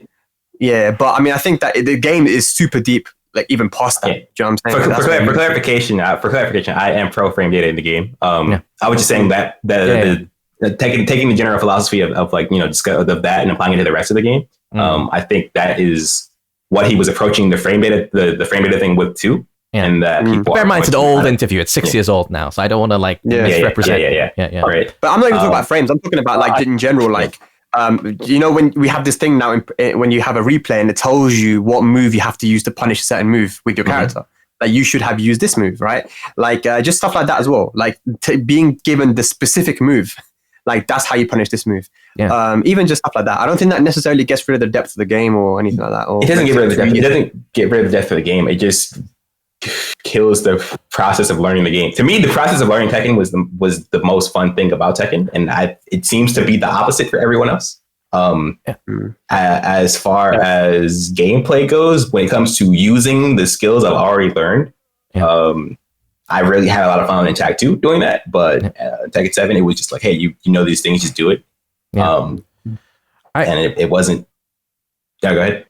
So I think we all agree that like why Tekken is fun is because it's deep and complex, and like the decision making process. There's a lot to it. There's so many options you have at any given time. My issue with it, and whether it's about punishment or whether it's about movement, is how opaque it is. A lot of the information is not presented clearly to the player. If anything, like you are constantly like, put in a reverse Pavlov's dog situation. Like you learn one thing through one move, then there are 700 exceptions to that move, and it's just such a daunting prospect. Like I think, well, you want Tekken to be big, you want players to play it, then tell people how to play it. Like show them how to play it. Like but do you want the game? Do you want the game to be big, or do you want it to be more fun? Both, because there's more fun is the more important thing here, though. And I think fun, more people will play it. And I don't think what we just established, right? That's what we just established. Yeah. But what we just established is that you're removing some aspects of what people found fun about your game in order to allow other people to get to the rest of what's fun. So you're removing some steps in the process that were fun. That's fun to some people for the sake of letting the other people get to the other parts they might find more fun. But which overall, there's less things to be enjoyed. Well, is Tekken being opaque fun though? Like, is that part of the like? For example, let's imagine. I mean, you block Paul's death fist. Let's bring up a concrete example. You block Paul's death fist. Most new players would think, "Oh shit, I'm stumbling backwards. I can't do anything here." We all any experienced player would know you just have to use a punisher with pushback. What if it was communicated really clearly in the game? Like Paul staggered forward, he's limping, he's holding his arm. Like you block Horang's back 3, he kind of like stumbles a bit. Now punish me. Yeah. I don't think Tekken would be a worse game for it. I don't think it will be any less deep for it. I just think it would be more approachable in a fun way. I don't think it would lose any depth there. It loses a puzzle. It's if you are trying to figure out how to get good at the game, right? And you're going through the process of solving a puzzle. You're looking at what's in front of you, and you're trying to decipher what do I need to develop, what do I need to get good at, how do I beat these things, how do I get better at beating stuff in this game. If there's hints when you're doing puzzles, the puzzles are less fun, right? But for me, the most interesting part of a fighting game is the interplay between two players. It's like that's exactly what I'm hinting at, right? Yeah. To me, I also enjoy the interplay between fighting games. So I enjoy the puzzle of figuring it out, and then once I do figure it out, I enjoy the aspect of playing the other player, right? And for you enjoy the aspect of playing the other player. I get it. So you're removing saying an aspect of fun. But yeah. So if we can both agree that the end goal is fun, but I enjoy getting there, I enjoy the process of getting there, and you don't, then you remove aspects of the process of getting there, then you're just removing fun for the people who enjoy it to allow other players to enjoy the rest of the game. I understand. And different people find different things fun. But I just don't feel like that knowledge checks and making things opaque work to the strengths of a fighting game. Like I think, for example, when I play like a single player game, like Sekiro, for example, bosses in that are just knowledge checks. He jumped in that direction, he did that move, sidestep to the right. Every time you'll get guaranteed damage, and like it's knowledge checks, but it's fun because it's surrounded by all these RPG elements and the stirring music and the decapitated monkey just picked its head back up and all that stuff, Right. But in fighting games, I just want to get to the meat of it. I want to get to I want to engage in a mental conversation with my opponent ASAP. That's for me. That's what makes fighting games awesome. Exactly. What that sounds like I want as little barriers to that as possible. But it's Tekken, right? So Tekken comes packaged with the interplay, comes packaged with the meat, and it comes packaged with the puzzles. And you're telling me that you bought Tekken and you were like, I don't like the puzzles, but I like the meats. And I'm like, Tekken, and I'm telling you that Tekken is like the whole thing. Tekken is that meat of the fighting game you talked about, and it's also the puzzles. And you're saying remove the puzzles because I don't find them fun. Yeah, and I think it doesn't. Some of the puzzles in Tekken suck. Many of the puzzles in Tekken suck. Though. Like What is it? What's the move with Bob? Is it down back 3 + 4 4 in Tekken Tag 2? Yeah, the hit confirmable one, Tag 2, yeah. This is a puzzle, but it's a crap one, right? No one likes that. Mm-hmm. No one's going to be like, oh, I wish Bob I miss, because in both Tekken Tag 2 and Tekken 7, if I block that move, Bob should be getting launched. Because I can wait and do my launcher in Tekken Tag, and it will Tekken Tag 2, and it will still launch the first hit of the. Okay, for clarification, everyone, this is Bob's 2-hit low move where he like kicks you twice in the shin and you stagger a bit after it, right? In Tekken Tag 2, this didn't have block stagger, but which meant that if you blocked the first hit and you just mashed a while standing move, as you might do, you would get hit and counter hit by the second one and knocked down, right? But if you were playing this game and you knew what was going on, you could block the first hit. All you did was you paused a slight second and you did your while standing launcher, because the first hit was so bad on block that this would launch the first hit, and you would have the pause would allow you to block the second one, and you would just launch that one as well. So it wasn't real, but when it was taken out of the game, I was just like, oh, good. I didn't want to do that. Like it was boring. Like it was want to have like this stupid like two-way thing that was already at the end of a two-way mix-up where I would have to be like, oh yeah, every time he does this, I have to make sure I do this one specific counter just for this low coming from this incredibly easy, boring character that like meaning I have to think very hard. He does not like it. It should just be launch punishable. Yeah, but that is, I thought that was cool when I saw someone do it. when I saw someone who was able to do that, they blocked the low, they were able to react with the correct timing and get the correct punish with the correct options. Like I was like, that's cool. That guy is good at the game, and I thought, to me that was pretty sick. But I wasn't mad when it was gone. And having to do things like that isn't exactly what I'm saying is the cool part. Like, personally, I found it cool, but what I was referring to was the process of having things like that to figure out whether or not there are other examples where you figure something out and it's better or whatever. But the process of looking at Tekken, losing a game against Bob, going to the replay, see that you were losing to the mix-up of the low, going through the process of wondering, how do I beat this? How do I not get caught up by this 2-hit block punish mix-up? Right? Those are hours spent enjoying the game. Yeah, that's time spent enjoying the game. I think that stuff is always going to be there. Yeah. There's always going to be I think Nee posted something recently where it was like he would do sidestep right block against to keep his back 3-2. If he blocked the back 3, he could then sidestep the 2. Yeah, also selects, and that's fun. That's interesting. Yeah. That was super deep. I think that's always going to be in Tekken. But like the idea of like Tekken being a super opaque, confusing, nightmarish game to get into, I think it's one I've been thinking about a bit recently, because it's increasingly, thanks, partly due to that Harada interview, it does make me think that like maybe it isn't necessarily the barrier to entry that I and others might have thought that it is. Maybe this is actually the barrier to entry for Tekken is like a newbie selling point in some ways.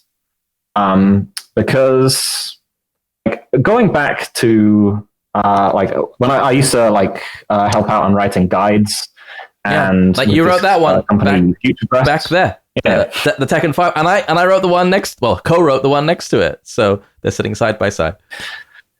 But at one point, these guys were working. I was talking to the guys. I think we'd been playing a bit of like Soul Calibur 4 in the beta, which was very funny. But they'd been playing this other game that they were working on. I was working on another one, and they were like, "We've been working on this game called Dark Souls, and it's super good. It's really hard, but it's fair. And it's got this really deep world. It's great. It's got a really fun combat system." So, and I was like, "Oh yeah, it sounds really good." And then so they made it. They put out the guide, which is apparently fantastic. Probably pretty hard to get hold of now. And Dark Souls went on to become this big phenomenon. years down the road, I tried playing Dark Souls. I was like, and people said, this game basically, it teaches you how to play it as you play it. It's very informative. It's got this deep combat system. And I played it for a bunch, and I was just like, what the fuck were these people talking about? What the fuck is going on? Because the game wasn't it didn't really have a deep combat system. You couldn't do anything to any of the bosses. You just rolled and chopped them. You had a parry that didn't work on any boss. You had a block that didn't hardly work on any bosses. It was just rolling and chopping. The game was full of stuff which just killed you instantly, and which wasn't people were like, oh yeah, it's totally telegraphed. And I was like, no, it isn't. You just die the first time, and then you know not to die the second time. There were tons of parts of it where you just Mega Man kill you. Level design, basically. Yeah. Mm-hmm. Yeah. And I tried playing this game, didn't look on the internet. I was like, people were like, oh yeah, this game really teaches you, it's really organic and so on. So I didn't look on the internet, didn't look up guides. I was just like, I'm going to play through Dark Souls. And it was a nightmare. Because... Did you enjoy the nightmare though? Did you, at the end of it, did you feel accomplished that you died a bunch? Oh, because it was the game told me things which, was a huge slog. I had to walk through the poison bits and whatever it is without any ring of bullshit. I fought bosses while I was hideously underleveled. I went in wrong directions because the game in the early going had told me that if you progress into a level, it will loop back into your previous. It will, you will gain access to your previous points, right? And it just didn't. I just walked into a huge dead end, and it was now backtrack 3 hours because here is a wall. And I was like, I'm restarting this game, and I'm playing it with a guide open next to me. Stop being such a scrub, Phil. And again, that's why I personally hate single player games like that, with that like some Mega Man level design, or what was it? I want to be the guy, or whatever, stuff like that, where you kind of just have to die to something and then you play again and you know exactly what not to do or what to do.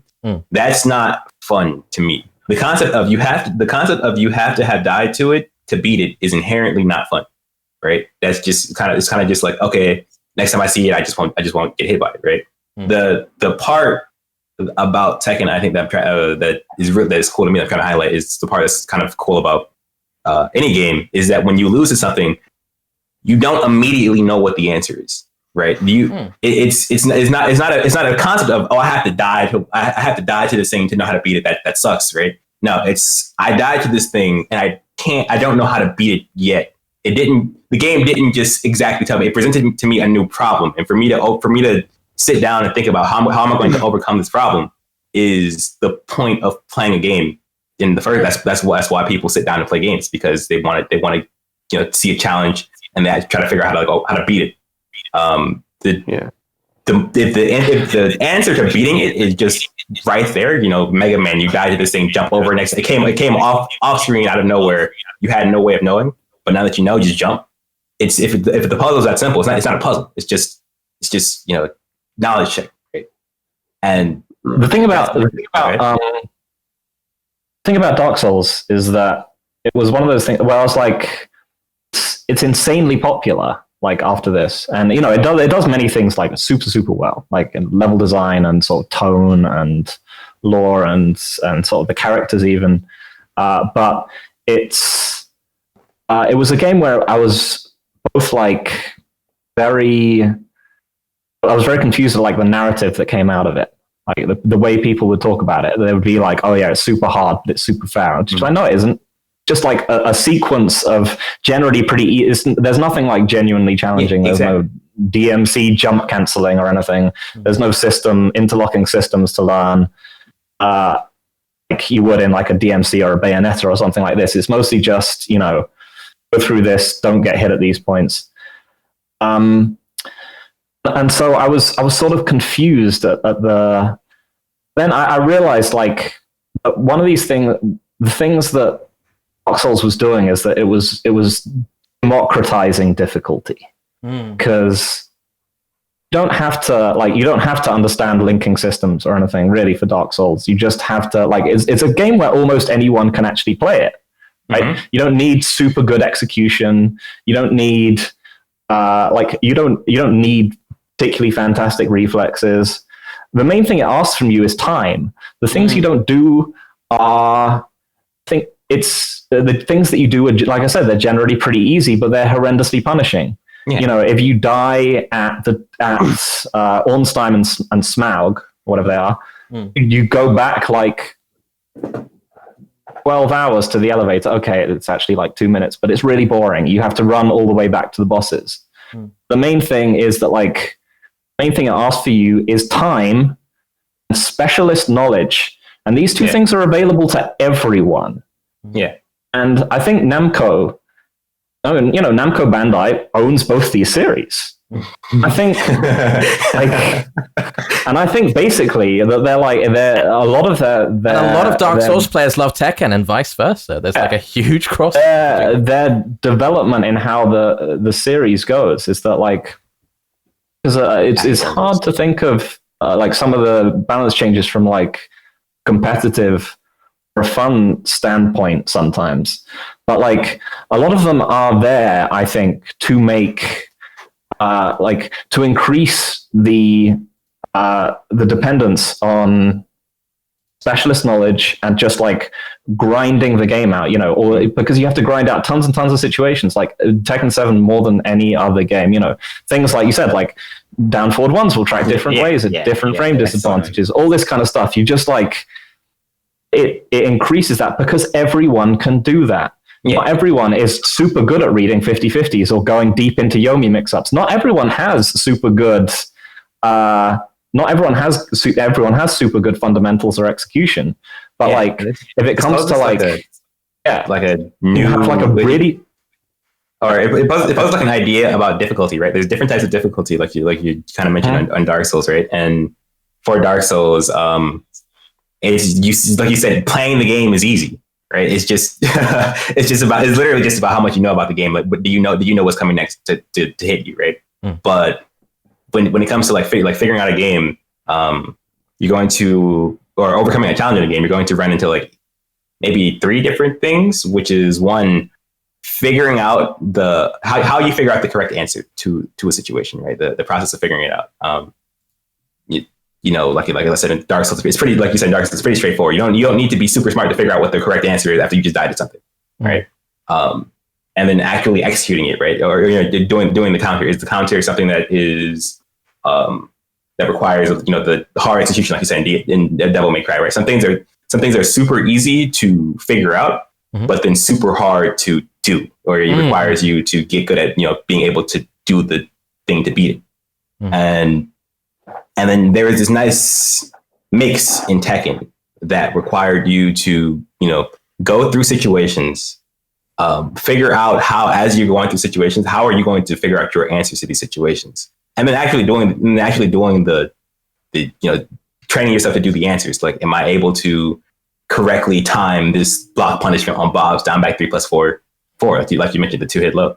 So you go through that process, and Tekken had an interesting mix where it demanded you to kind of have a little bit of mechanical ability to execute the punishes and stuff like that.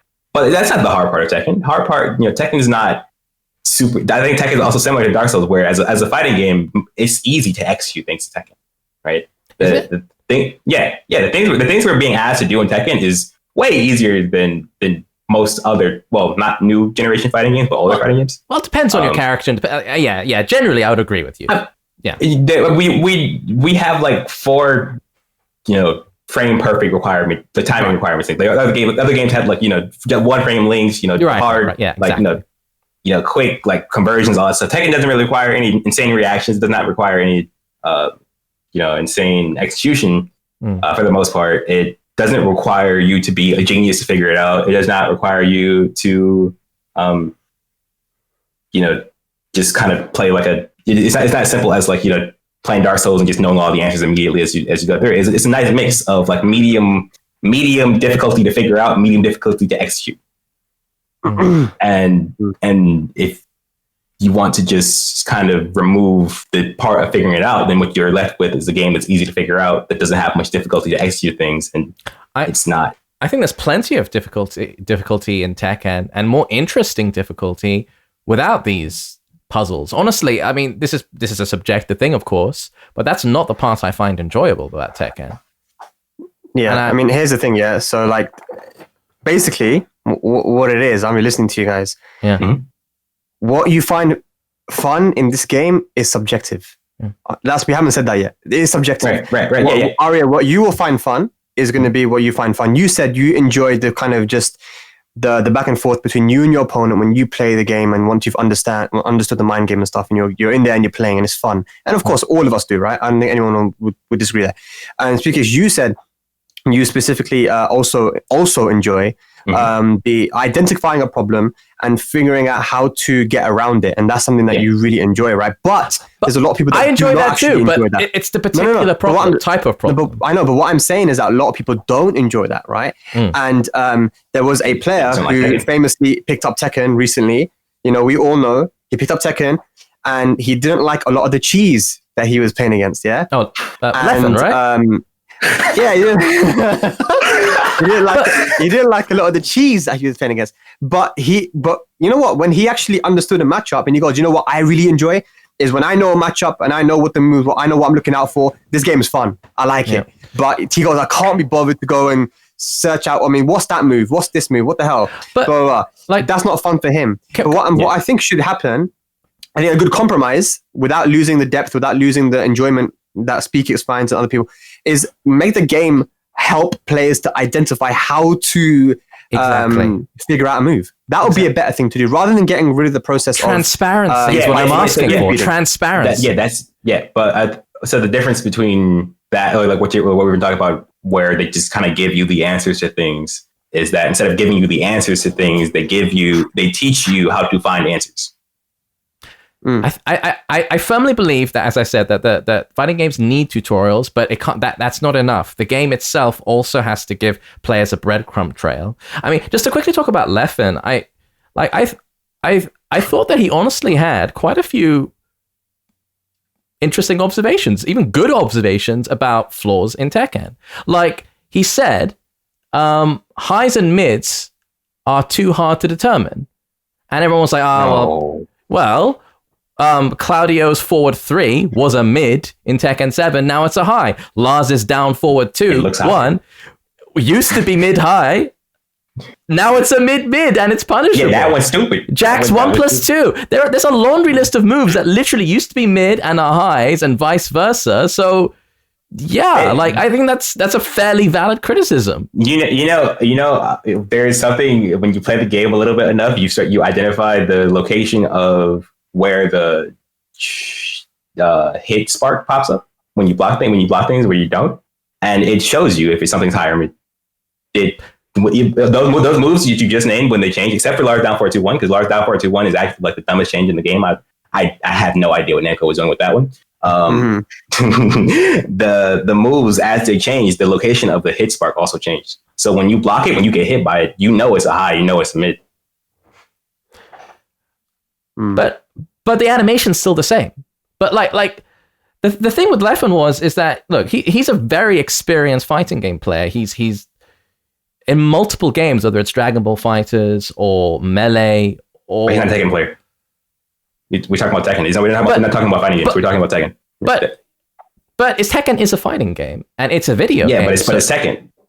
Yeah, he's bringing his experience from what is successful and what is appealing and what is fun to him from other fighting games, and applying that to Tekken. I think his opinion holds a lot of merit. His opinion is about games that aren't Tekken, right? The question isn't, do you like fighting games? And Tekken is a fighting game. The question is, do you like Tekken, right? Do you enjoy the things that are presented by Tekken? Do you enjoy the puzzles that Tekken is giving you, along with the meat of playing the game? And the answer is no. He enjoys the part of Tekken that is like the other fighting games, like you said, the part where he gets to play the interplay, the things that he's used to from other fighting games, and he has the skills for already. He enjoys doing those things. But the part of figuring out Tekken, the puzzle aspect of Tekken that I keep mentioning, the part that is in the game, that is part of Tekken, If you don't like that, then you don't like part of Tekken. That's what you don't like. It's not hey, Tekken is flawed because it doesn't fit my enjoyment of other fighting games. Tekken is Tekken. Either you like Tekken or you don't. Would he have enjoyed other Tekkens more though? Like if he would have. If you played Tag 2, he would have loved it. Yeah. Yeah, or like, well, I don't know about Tag 2 because like if he's like, oh, this game's super confusing and hard to understand. I don't know if Tag 2 is going to be the one you're going to like pull out. No, because it's not super confusing. It's the part that there's no logical path to figuring the game out, which is something I kind of I mentioned on my stream a lot. Where people ask me, how do you learn how to make reads? How do you learn how to how do you process digesting this game as a new player? I tell them I don't know how to, because Tekken. If I was a new player Tekken 7, I would have hated it because. The way I learned the game was by limiting options specifically, so I wasn't getting hit by a bunch of random stuff. I mean, I would force my opponents to have to like kind of rinse and repeat things so I could like start to spot them and learn how to counter them. And Tekken 7 is so volatile that you can get hit by something, never see it again, and never know how you're gonna beat it. So you have to just like go study like a move chart or something and try to commit everything to perfect memory like you're a genius or something, and then hope you pull the right counter out at the right time. It's I don't know. I honestly think that's deflecting, though. I think that his criticism was fairly black and white. He can't discern between mids and highs, and that's a flaw. That's a visual error. But there's a hit spark. There's a hit spark there. That's not part of other. That's what I'm saying. If the hit sparks are indicators, we as second players we can spot those. We can spot when a move is mid or high, even if we don't know the move. As a second player, I can tell. If there's indications on animations that let me know if moves are unsafe. It's because I'm trained to figure out Tekken. That's my skill set. The unique patterns of identifying things in Tekken, I have developed those. He has not. That he has developed patterns of identifying things in other fighting games, which are more similar to what he's used to recognizing. But as far as recognizing these things in Tekken go, there's a new system. There are new things to spot, and when you can spot them, it's not that hard. Look, if the game doesn't help you learn how to spot them, that's the problem. If a character does a punch like this, and then it hits low, do we defend it because it's Tekken? It seems like a very self-serving argument. No. I mean, no, that's yeah, of course, right? There are moves that visually are weird as far as like I think Just Ran Skyrocket is one of them. To me personally, I don't think Just Ran Skyrocket looks like a mid. Yeah. Right. I know it's a mid because I see it. I do it. I know it's a mid because I've seen the hit spark, but it doesn't look like a mid. But that's why the game has hit sparks, because the game has so many animations. There's so many moves. The reason they added the white outline to the homing moves and stuff is to try to help people identify. And that's a good call. I think that's a good call. Yeah. I want more of that. I want more of the game teaching itself through the gameplay. I want. Like, it's so frustrating whenever I'm trying to teach players Tekken. They always but I learned this habit through this move, but then there are so many exceptions to that, and I feel like I'm never making progress. And it just feels like it's so hard for an intermediate level to progress in this game. There are so many obstacles to that just aren't fun. I think it's not fun to constantly be being drawn in one direction and in the other direction. Consistency, transparency. Is Dark Souls fun though? Like, depends on who you ask. This is the thing: is that like a lot of like video games they're not like designed necessarily to be fun. They're designed to do things like pick up on different parts of your brain, and they're designed to do things like simulate jobs, designed to like much of like grinding is essentially Skinner boxes, where it's essentially like de-risking things that you want to do, right? Instead of doing like one difficult thing in the real world, I can do like 10 fairly easy things on the internet, and each one of these will give me a tiny little like dose of satisfaction, but it might not like a lot. So you get a lot of games which are designed to be grinds. They're designed or in the case of Tekken, we're designed to make people pump nickel into it by making them opaque. Exactly. And that's what I was, and yeah, this sort of occurred to me back when Tekken 6 came out. Because I looked at Tekken 6 and like everyone else, I just thought, what the fuck is going on here? This is trash. Like, as I've said before, we all played it. We met Tishumon from Japan. He was just like, everyone hates this game. It's rubbish. This game's so shit. I was like, what's going on with this game? It was sluggish movement. It was big wall combos. It was backfilling strings. It was genericizing punishment. It was all the stuff that people complain about in Tekken 7, but this was the first time they really did it. It was Tekken 6.0.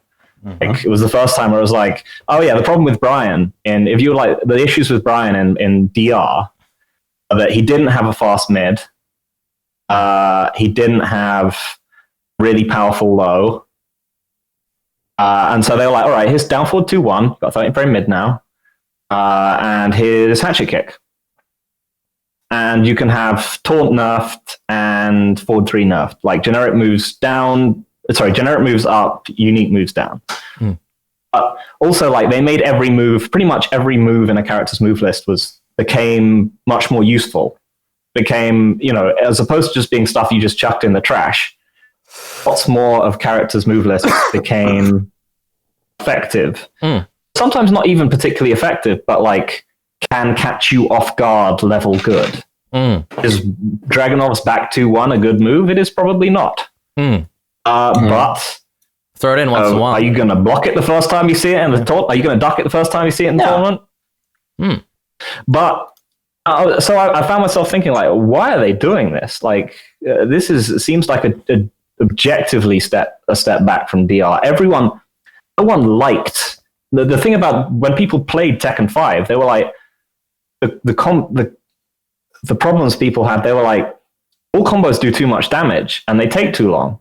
And then Tekken 6 came out, and they were like, here's dial-a-string combo extenders, which will take you all the way to the wall. The wall system is now 5 times more lenient, and everyone gets disgusting damage off it.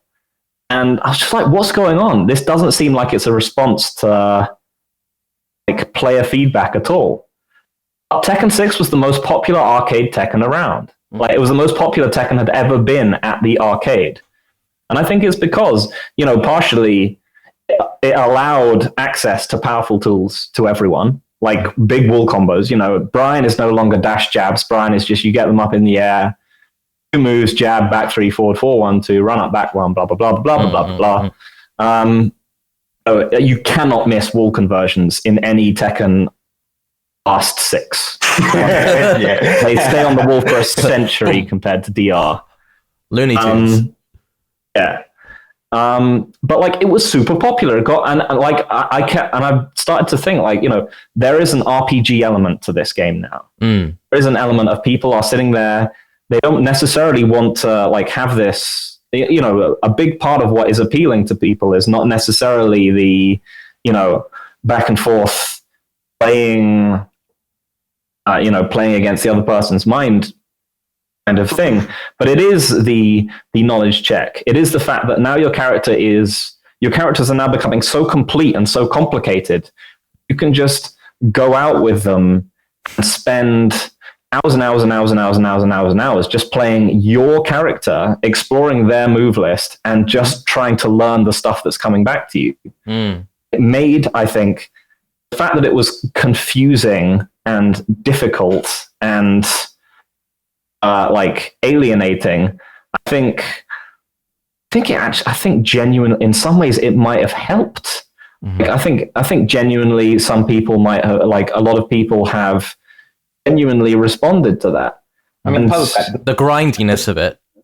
The puzzles got easier.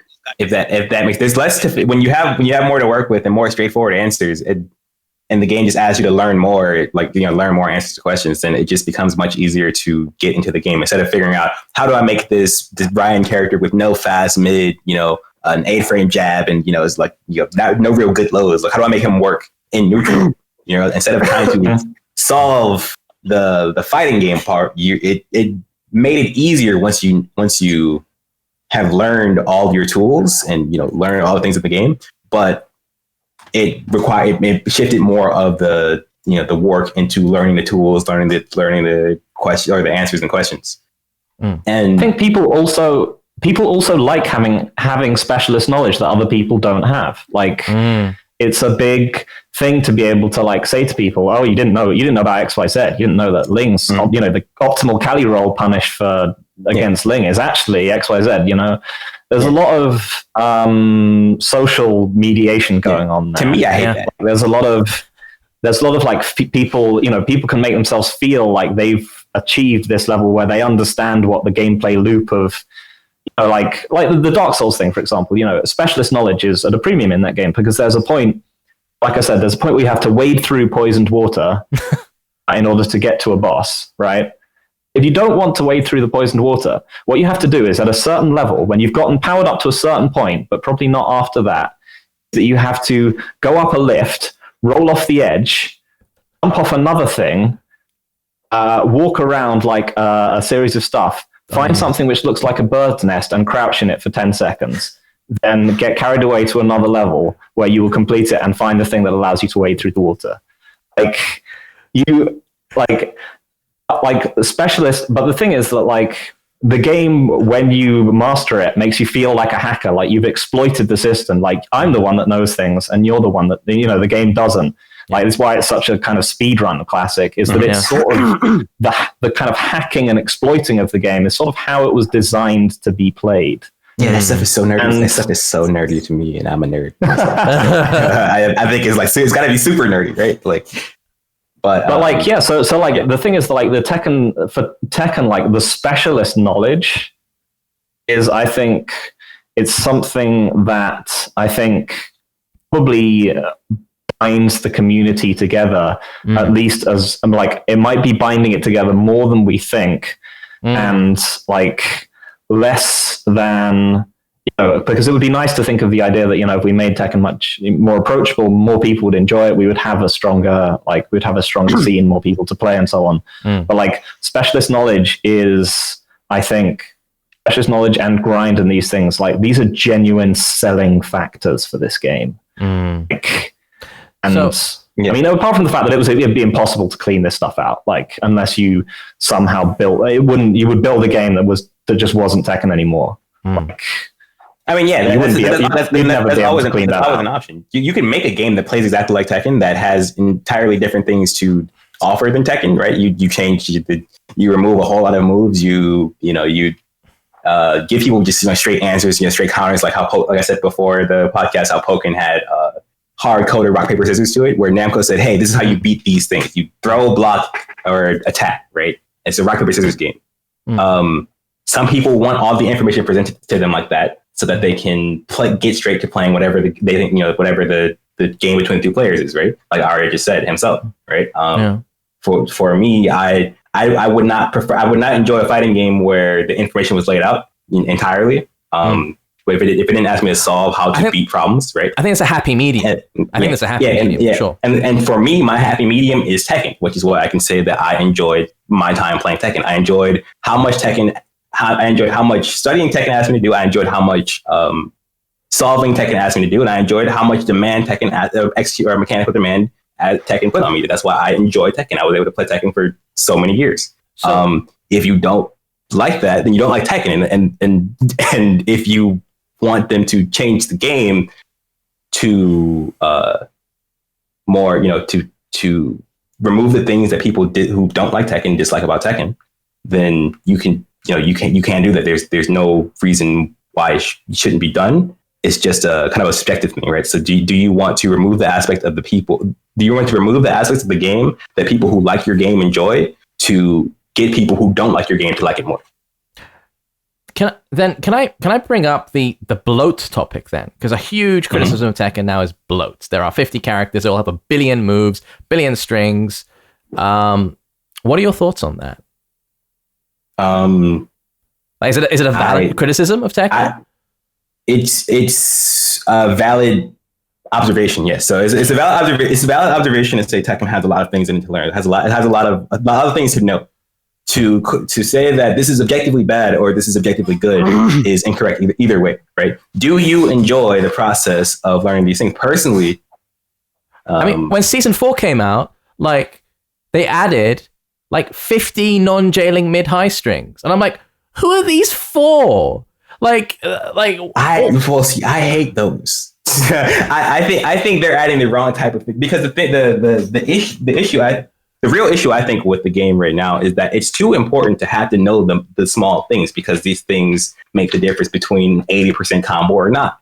When the process of learning Tekken 6, Tekken Tag 2, these things were more controlled. You could not know these things and play the game while learning these things, and they would add to your ability to play the game. But it wasn't so like, hey, you can't play this round because you didn't know this thing. That to me, that is the current issue with learning Tekken 7 and playing Tekken 7 is that it's too much importance placed on the things that aren't generally fun about playing Tekken. But not so much that the thing should be removed, but they should not be a primary focus. Learning, knowing a billion different mid-high strings because they keep adding mid-high. Like, I don't know why it's like mid-high, like every time. And at intermediate I level, wanted to see more Devil Jin. I wanted to see more laser scraper variants. Yeah, exactly. That's exactly what we wanted, right? Like, but it's like all these strings. Inevitably, the only way they're ever used at like the highest level of play is just like combo filler, or maybe a Punisher. But like an intermediate level, they tend to be too strong, and they're just another barrier to get from what I feel, again, is the meat and potatoes of Tekken. But, we're just kind of going around in circles at one point. But I think my issue really with Tekken, whether it's about bloat or moves or KBD, is just the lack of transparency, right? Like, we all agree that KBD is an integral part, just bringing it back to movement, is an integral part of what... Movement, yeah, that's what we're talking about. Right? So, look, as a setup to this, there's a statement. Korean Backdash clearly wasn't intended. It's an exploit, so it should be removed. Okay. What are your thoughts on that, guys? Yeah, I agree. I disagree too. Thumbs down a little. Yeah, yes. It's a pretty dumb one. Well, it's part of the game's mechanics. Well, the thing is that I think game design is not we were talking about this earlier, but game design is not such a cut and dry process. It's not as easy as people think. Yeah, you have an end goal along the way. There are going to be glitches and hurdles and bumps and whatnot. And some of them might be very beneficial to the game.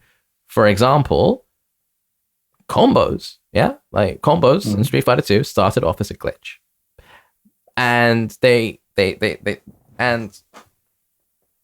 kept it in because they look cool, they're satisfying to do, and they allowed fighting game developers to apportion a sliding scale of reward to moves. So instead of just like light punch, medium punch, hard punch, you can now, you can have a combo, a small combo or a big combo. So you have much more flexibility in your game design, which is great. Yeah, it really opened up the design space. Right. And it started as a glitch, but it was totally beneficial to the game and the genre, and it's been underpinning the genre ever since Street Fighter 2, where it initially came from. So it started as a glitch, and it was developed into a feature. Yeah. Now, I think we all agree that KBD is a core element of playing Tekken, and yet it is still buried. It is still not an open part of the game. At least if you pick it up. If you pick it up, you have no idea of knowing what it is. Right, but it's a usage of the it's a usage of the game's mechanics. The game's mechanics are there. The fact that movement cancels into other movement is there, right? Like that's nothing. The usage of how the mechanics work together in order to get that backdash into another backdash feeling. That is something that kind of came from how players figured out how to use the mechanics. So yeah, I never considered it an exploit. It's just kind of like a strategic usage of the mechanics, like together. Okay. Phil, Spag, your thoughts on? Yo.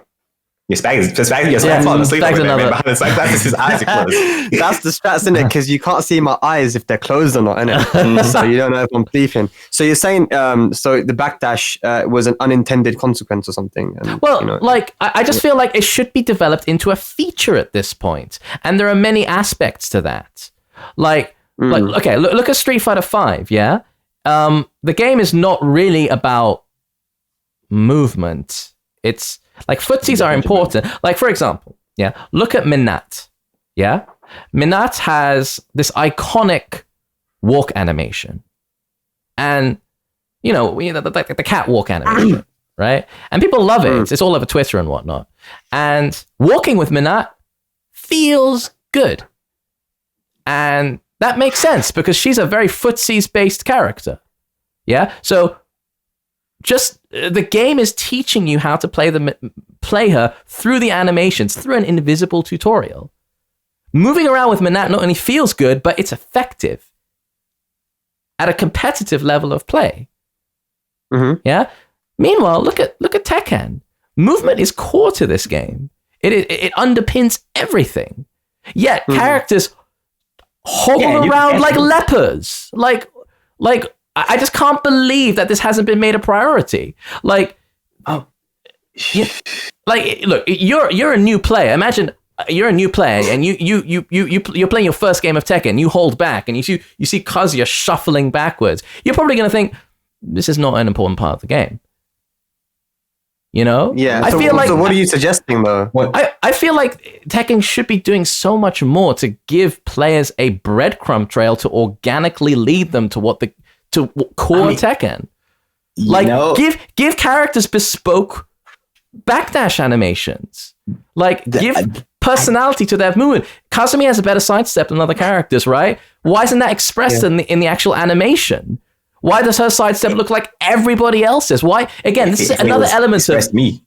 This is another element of Tekken is opaque and it's a detriment.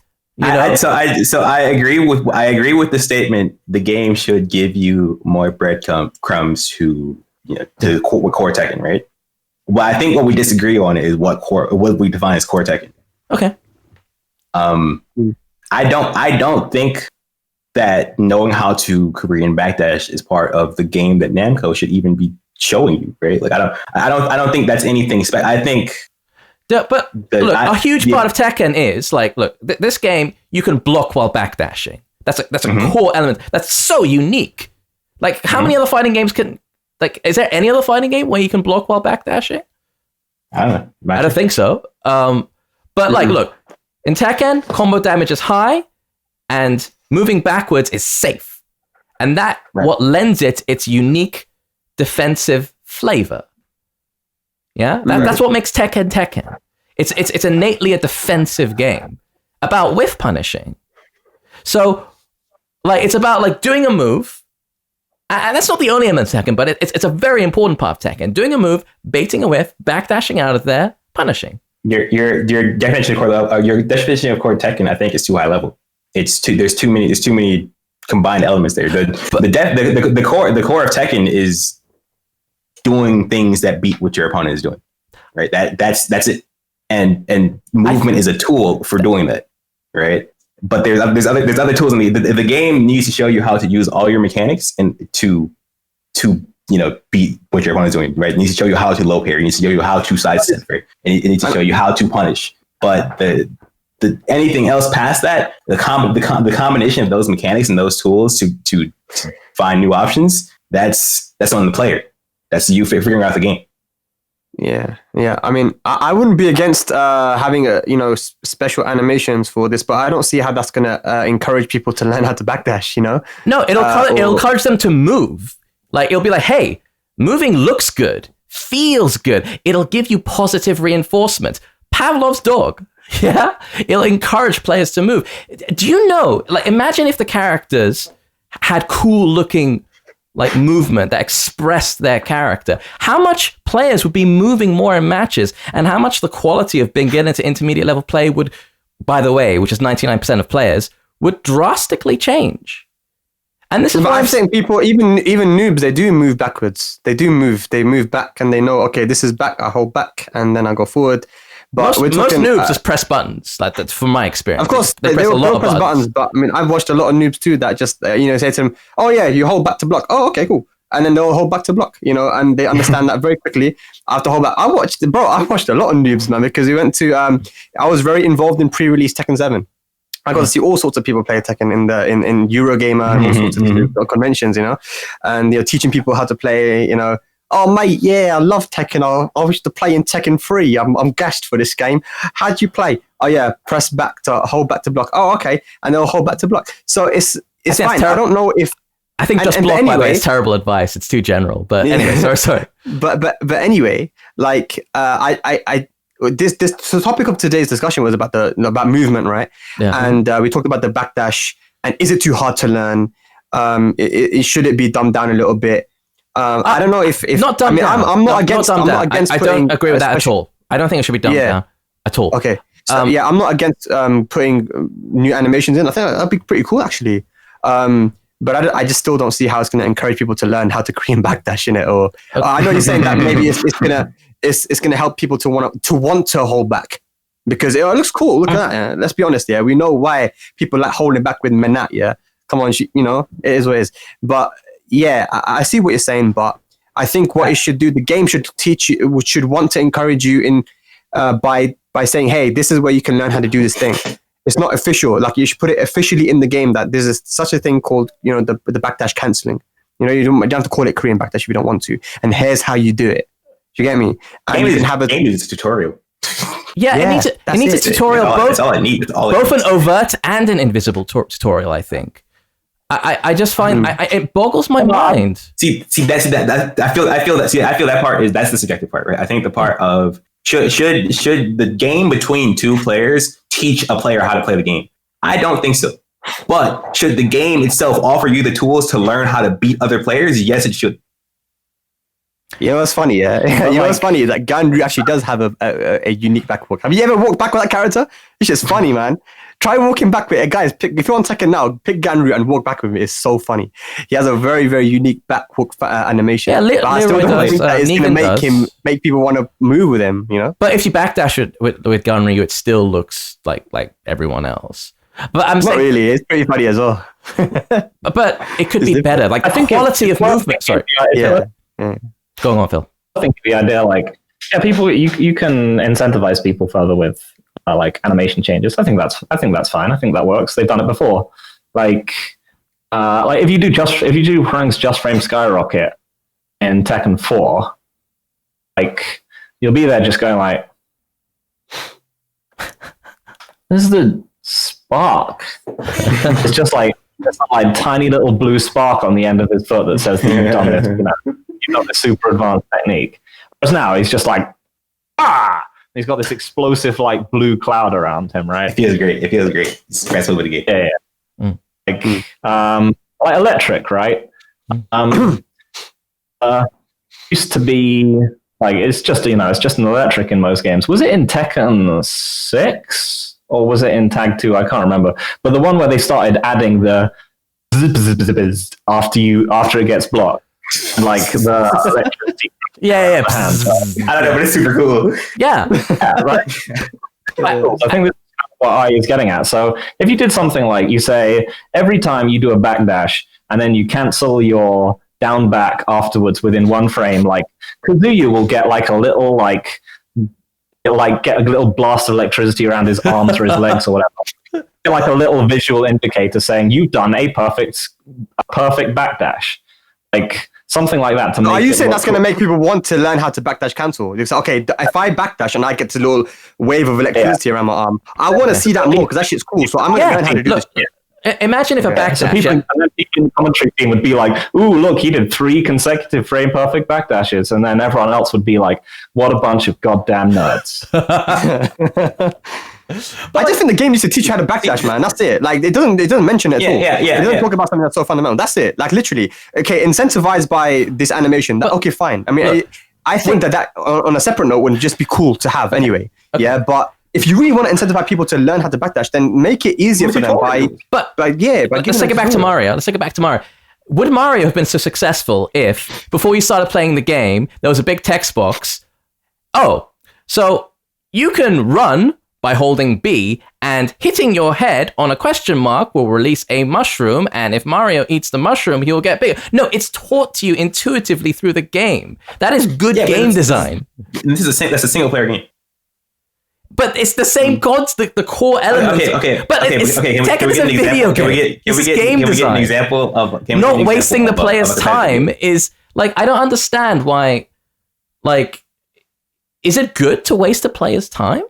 Like, I just don't think waste your time. Yeah, but you're playing the game and you don't know how to play it against other people.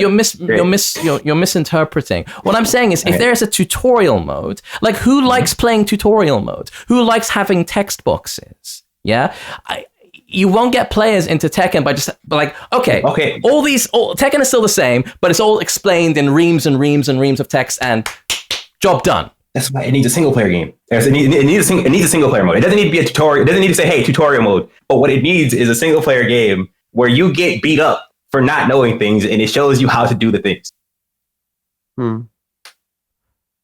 I genuinely feel that Tekken needs to be more open and transparent about what it is, what it entails, how it's played. But that's that. But it would do that. It would do that. Yeah. That would do that. If you had a tutorial. That's right. You haven't been talking at all. Yeah, right? I was going to say, if you had a tutorial or a single player mode, like you said before, where you have to do these things, like we haven't had that before, man. To do that, and then not only is it going to enforce the fact that these things are important, otherwise they would not be in the game and they wouldn't be pushing it in my face like this. But they'll understand that it's something that they need to do in order to get good at this game, and they'll have to do it. Right now, it's like, I mean, when I was playing Tekken 5, and I saw people backdash canceling, I was like, "What are these idiots doing? Look at these idiots dancing around," you know. But I didn't know it was backdash canceling. I didn't know that these guys were using it, and it was like a fundamental thing until I started to delve deeper into the game. But if there was a tutorial mode, and I was like, okay, I'm going to play this mode. And they explain what that was, I'll be like, oh shit, okay, so this is something that I have to do because this is what it does. Then that's the best way to go about it. And I see what you're saying, that it might encourage people to want to move, and it might feel nicer to backdash if you add these animation things into the game. But I think there 100% needs to be more than that, and we've been talking about it for of course years now. It's a multiplayer game, right? It's like if imagine selling someone chess without putting a little paper that tells them how the pieces move. Chess, I think that I'm not sure about that analogy, because chess is a very simple game to learn. The basic rules are you can pick them up in 5 minutes. But someone needs to explain them to you, right? Someone needs to explain to you how each piece moves. They need to tell you how this captures, how does this go, where does this go, what is a check, what is a checkmate. Sure. And then when you have that, and then when you have that, everything else is left for you to figure out, right? Tekken doesn't teach you how, it doesn't teach you pillow parry. It doesn't teach you that you can cancel move. It doesn't teach you how to do combo. It doesn't teach you to punish or anything. And not everything in the game is like learn it. And not everything can be an invisible tutorial, but I feel efforts need to be made in both directions, because you can't expect new players just be like, hey, here's a tutorial mode, everything's in there. Like, it has to be a two-pronged approach, I feel. And not only that, but imagine, like, Tekken has really taken on as a spectator sport. And what are players doing, like, for a huge, not majority, but a huge chunk of time when you're watching high-level play? They're moving. And imagine if that looked sick. Imagine if it looked dope. Imagine if Kazuya expressed, or any character expressed their character through their movement. It would be like, man, that looks cool. This game looks organic and amazing, and they look like. I thought it was cool. I understand making the changes. If they can make something cooler. To me personally, when I saw the Koreans moving around after, like, when I was 15, I was like, dude, I gotta learn this game. Right? This looks so sick. I'm a nerd. I'm a nerd who liked what Tekken is. And it just all comes back. It just all comes kind of back to that, where it's like, do you like what's presented to you or not? But imagine if I'm 100% not against that. I'm not against that at all. I'm not against having these animations in. Yeah, it should be fun. Like, it'll be good. Actually, you said it's a spectator sport, and that would make it more unique and maybe nicer to look at, right? But that's a separate point.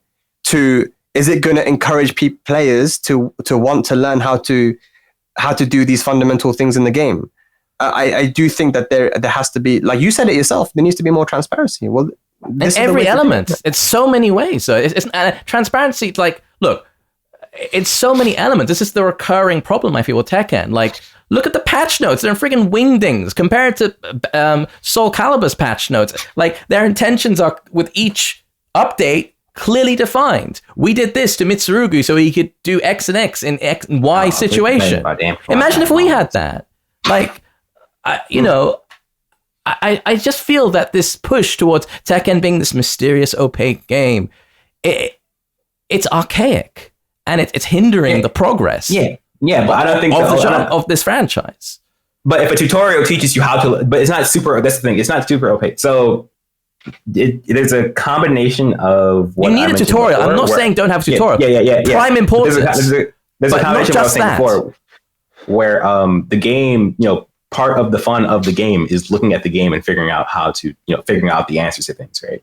The problem with Tekken is that it feels like everything is opaque, everything's impossible to spot because it doesn't teach you how to spot things. So what the game needs to do is it needs to lay out the mechanics for you so that you can have an idea of how to figure things out. And it won't feel as opaque as what you're saying. It's not that the game doesn't. It's not exactly what I'm suggesting. I agree with you 100%. Okay, but that's why I said just need the tutorial, because when you have a tutorial, if players know that if a move has a white spark on the end of it, it's homing. When they go and they play a game, and they get hit by a move while sidestepping, and they see the white spark, they'll know, okay, I got hit by a homing move, right? That's all the game needs to do. It needs to tell you how to spot things, and the things themselves aren't that difficult to spot. And the level of requirements right now to spot things, honestly, I think is in a good spot. Like I don't think the game. When you know how to identify things, I don't think that the things are super difficult to identify anyway. The problem is that the game doesn't teach you how to identify things. The game needs a tutorial, and if it does that, everything else will just be solved. I mean, you don't think there are like a billion edge cases in Tekken that are just like in Tekken 7, yes, but the edge cases are not nearly as plentiful as everyone, or as people on like the mid level would imply they are, because people on the mid level don't know. They create fake patterns in their head. They say, hey, I've made this pattern of how things should be, and all of these things violate it. It's a bad pattern. They're not good at spotting, at spotting the things, which is what I'm saying. If the game teaches you how to identify things, the people will stop making up these fake patterns and stop believing that there's a bunch of edge cases to patterns, when really the patterns just aren't real in the first place. Okay. I mean, bring it actually back to that initial video that sparked this whole thing. It was from an old episode of Wavedash, and I suggested that just tapping back should be made more effective. Of course, not more effective at creating space. Not to the level of a KBD. There should be a real reason to learn that skill. Tekken is a skill-based game. I think we all agree that KBD is an integral part of Tekken's identity, and it's a big part of what makes it fun. And movement systems sort of define what a fighting game is. I think Gerald came to that conclusion very eloquently in his video, and I completely agree with that.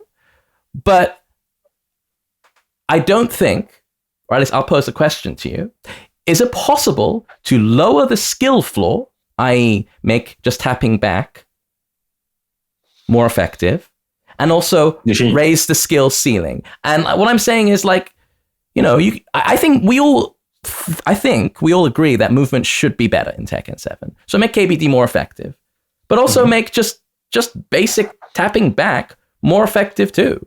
And make it look better too. That's what they did with Elisa. The reason Elisa's backdash is so good the reason Elisa's Korean backdash is so good is because her backdash is so good. Is because it starts and ends immediately, right? No, it depends on how you do it. Like right now, when you backdash and you try to backdash again, there's a long interval where your character is stuck in this kind of static animation. I'm saying just cut that a little bit. Yeah. So, and you can even create an incentive for players to do KBD. Like, for example, the first half of a backdash is faster and the second half is slower. So you're incentivized to cancel it at a specific point. In this way, you can actually increase the skill ceiling. Yeah. You're incentivized to cancel at a specific point to create space more effectively, albeit at the risk that you're crouching sometimes. Because if you're just tapping back, that's much safer, of course. And they both have an application at high level play. So you're making it easier for beginners, and you're increasing the skill ceiling. Lowering the floor, bring up the ceiling. They're not mutually exclusive. Or at least, sorry, they are mutually exclusive. The backdash is faster, but the last part is, I'm confused by what you mean. Okay. So You're saying to just make the backdash cover the distance quicker. Yeah. But then have less recovery at the end of it. Okay, so this is the character, right? And this is the distance that they cover in a backdash. Yeah. This first half is faster, so they go shh, and then the second half is a bit slower. So you're incentivized to cancel at this point. So you're like bup, bup, bup, bup, bup, bup, bup. And if you're just tapping back, it's like bup, bup, bup. But that's still better at creating space. So you've given an option for new players to create space. Yeah. How does that change anything? Because they're still going the same distance, right? And they're still going the same distance at the same time. But you can create this. You can create space faster if you cancel properly. So there is a real incentive to learn. Yeah. Okay. So you're buffing Korean Backdash, and not the regular thing. I'm saying they both should be better. I'm saying regular backdash should be better and Korean backdash should be better. Movement should be better for all. But most crucially is that like entry-level players have a means of creating space effectively. Well, I mean this. Okay, but I don't see the difference between what. I don't see the difference if I'm just mashing the back. If I'm just mashing the back button right now, I'm going to go the same distance in the same amount of time as what you're proposing right now, right? No, you're not. You're going double the rate, maybe. Like cancel, pop, pop, pop, pop, pop, pop. Using the faster half of the backdash every time. But imagine, like, if you're just mashing back, you're going boop, boop, boop. But it's still better than what it is now, and it looks better. And players will want to do it because it looks better and it is better. And it feels better, and it just, yeah. How am I not understanding this? I'm trying to visualize. I'm clearing this up. Phil, Spag, I mean, did you get what I'm trying to say? I mean, you can express a bit more like articulately than I did. Maybe I fluffed the way I expressed it.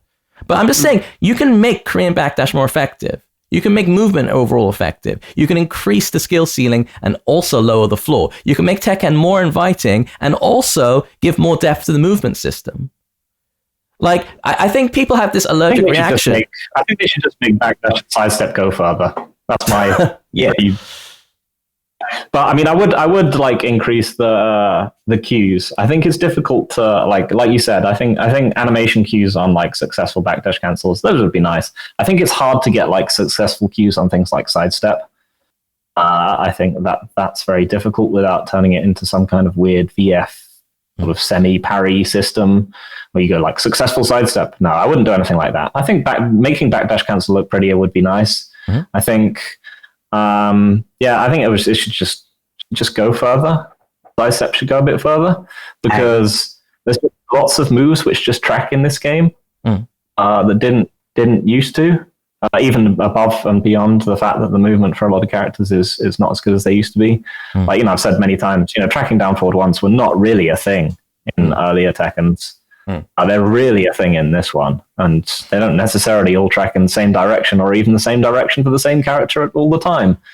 I totally agree. I think making movement stodgier in Tekken 7 actually made it inadvertently a lot more unapproachable for a lot of players. Because it's impossible. Because I played Tekken 5 recently, and someone runs up to you and starts mashing out a string. I'm just zippity doop getting out of there. It's I can get back to a safe range like Safina would in Tekken 7. It's just easier to disengage from pressure situations, and I'm not forced to learn a million strings. Like I think what happened when coming into Tekken 7 or 6 even is the devs looked at high level play and they're like, okay, Tekken's too hard, and we want more people to play it. So what are the good players using to win matches? They're using movement.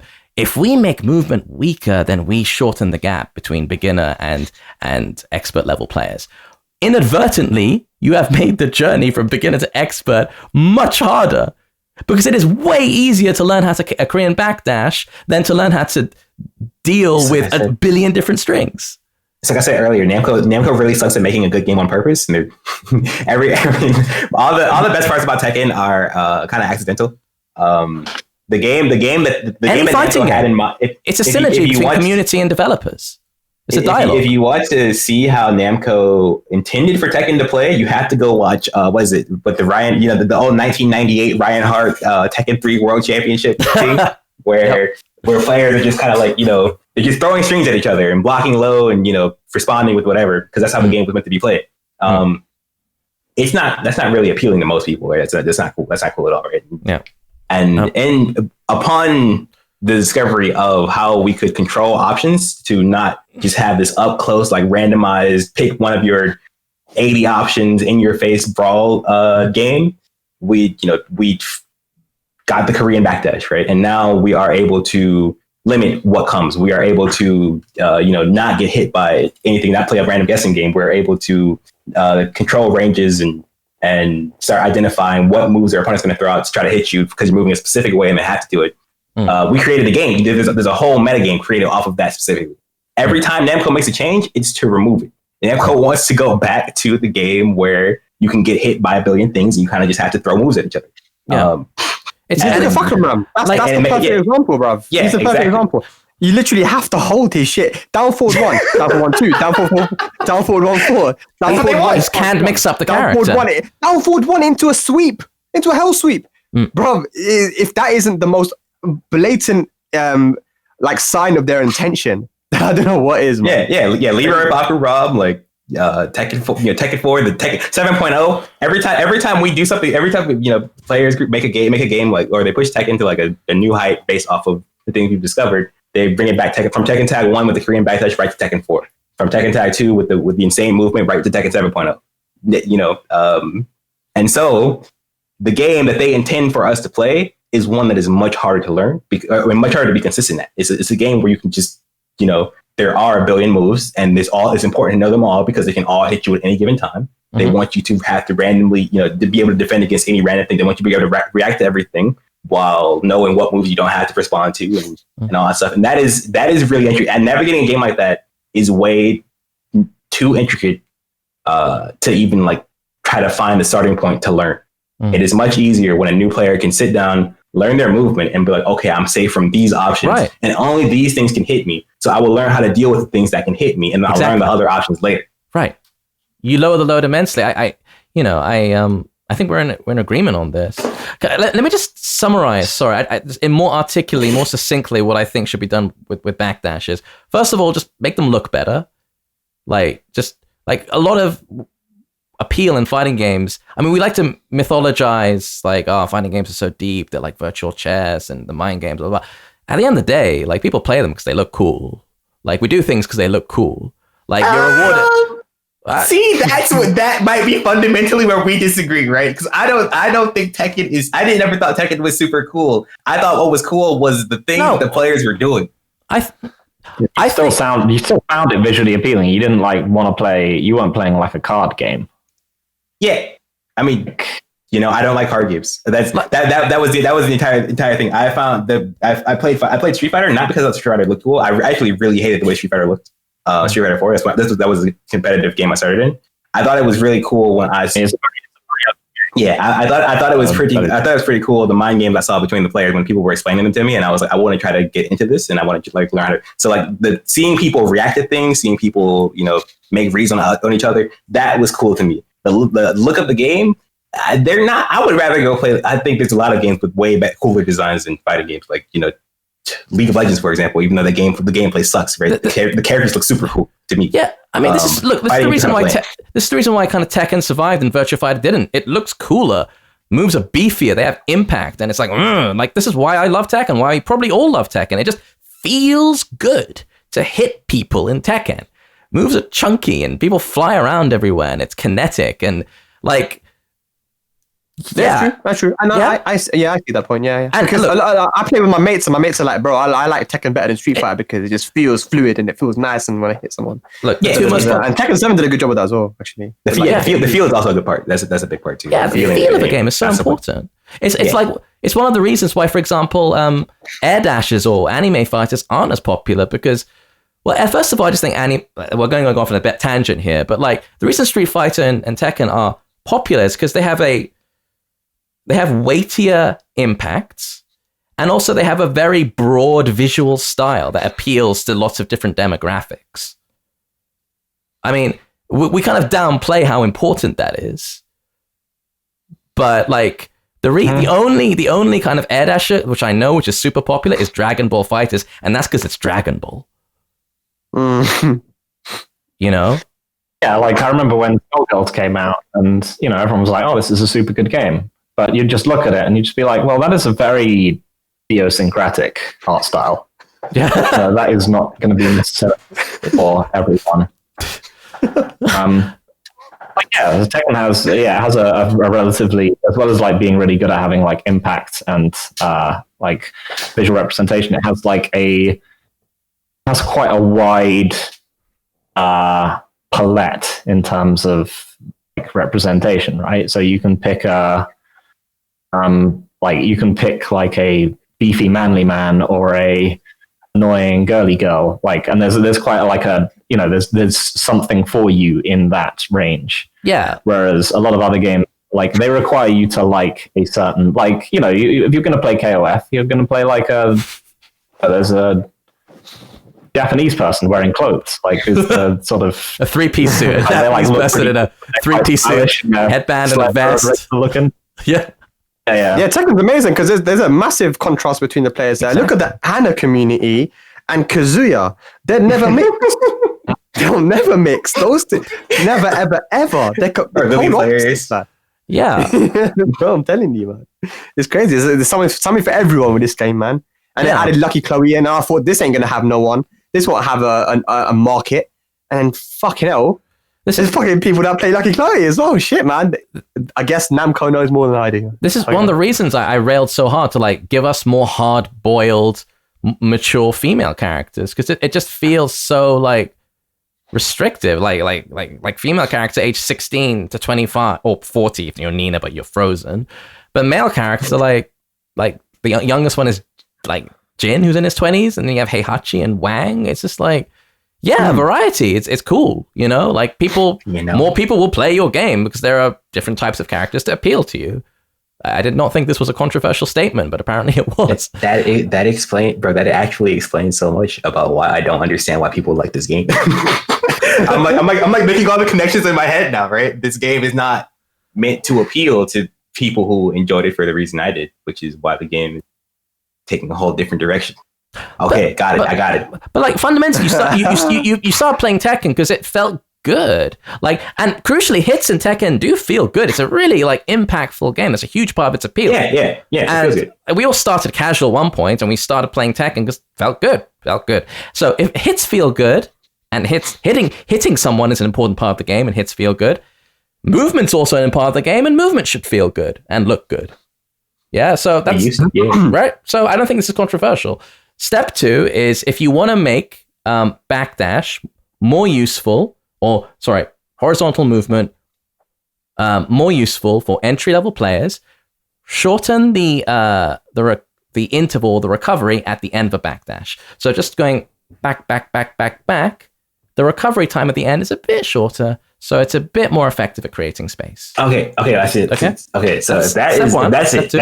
But step 3 is during this backdash, the first half is faster and the second half is slower. So you have an intense incentive to cancel in the middle of it to create a Korean backdash. But you also have an incentive not to.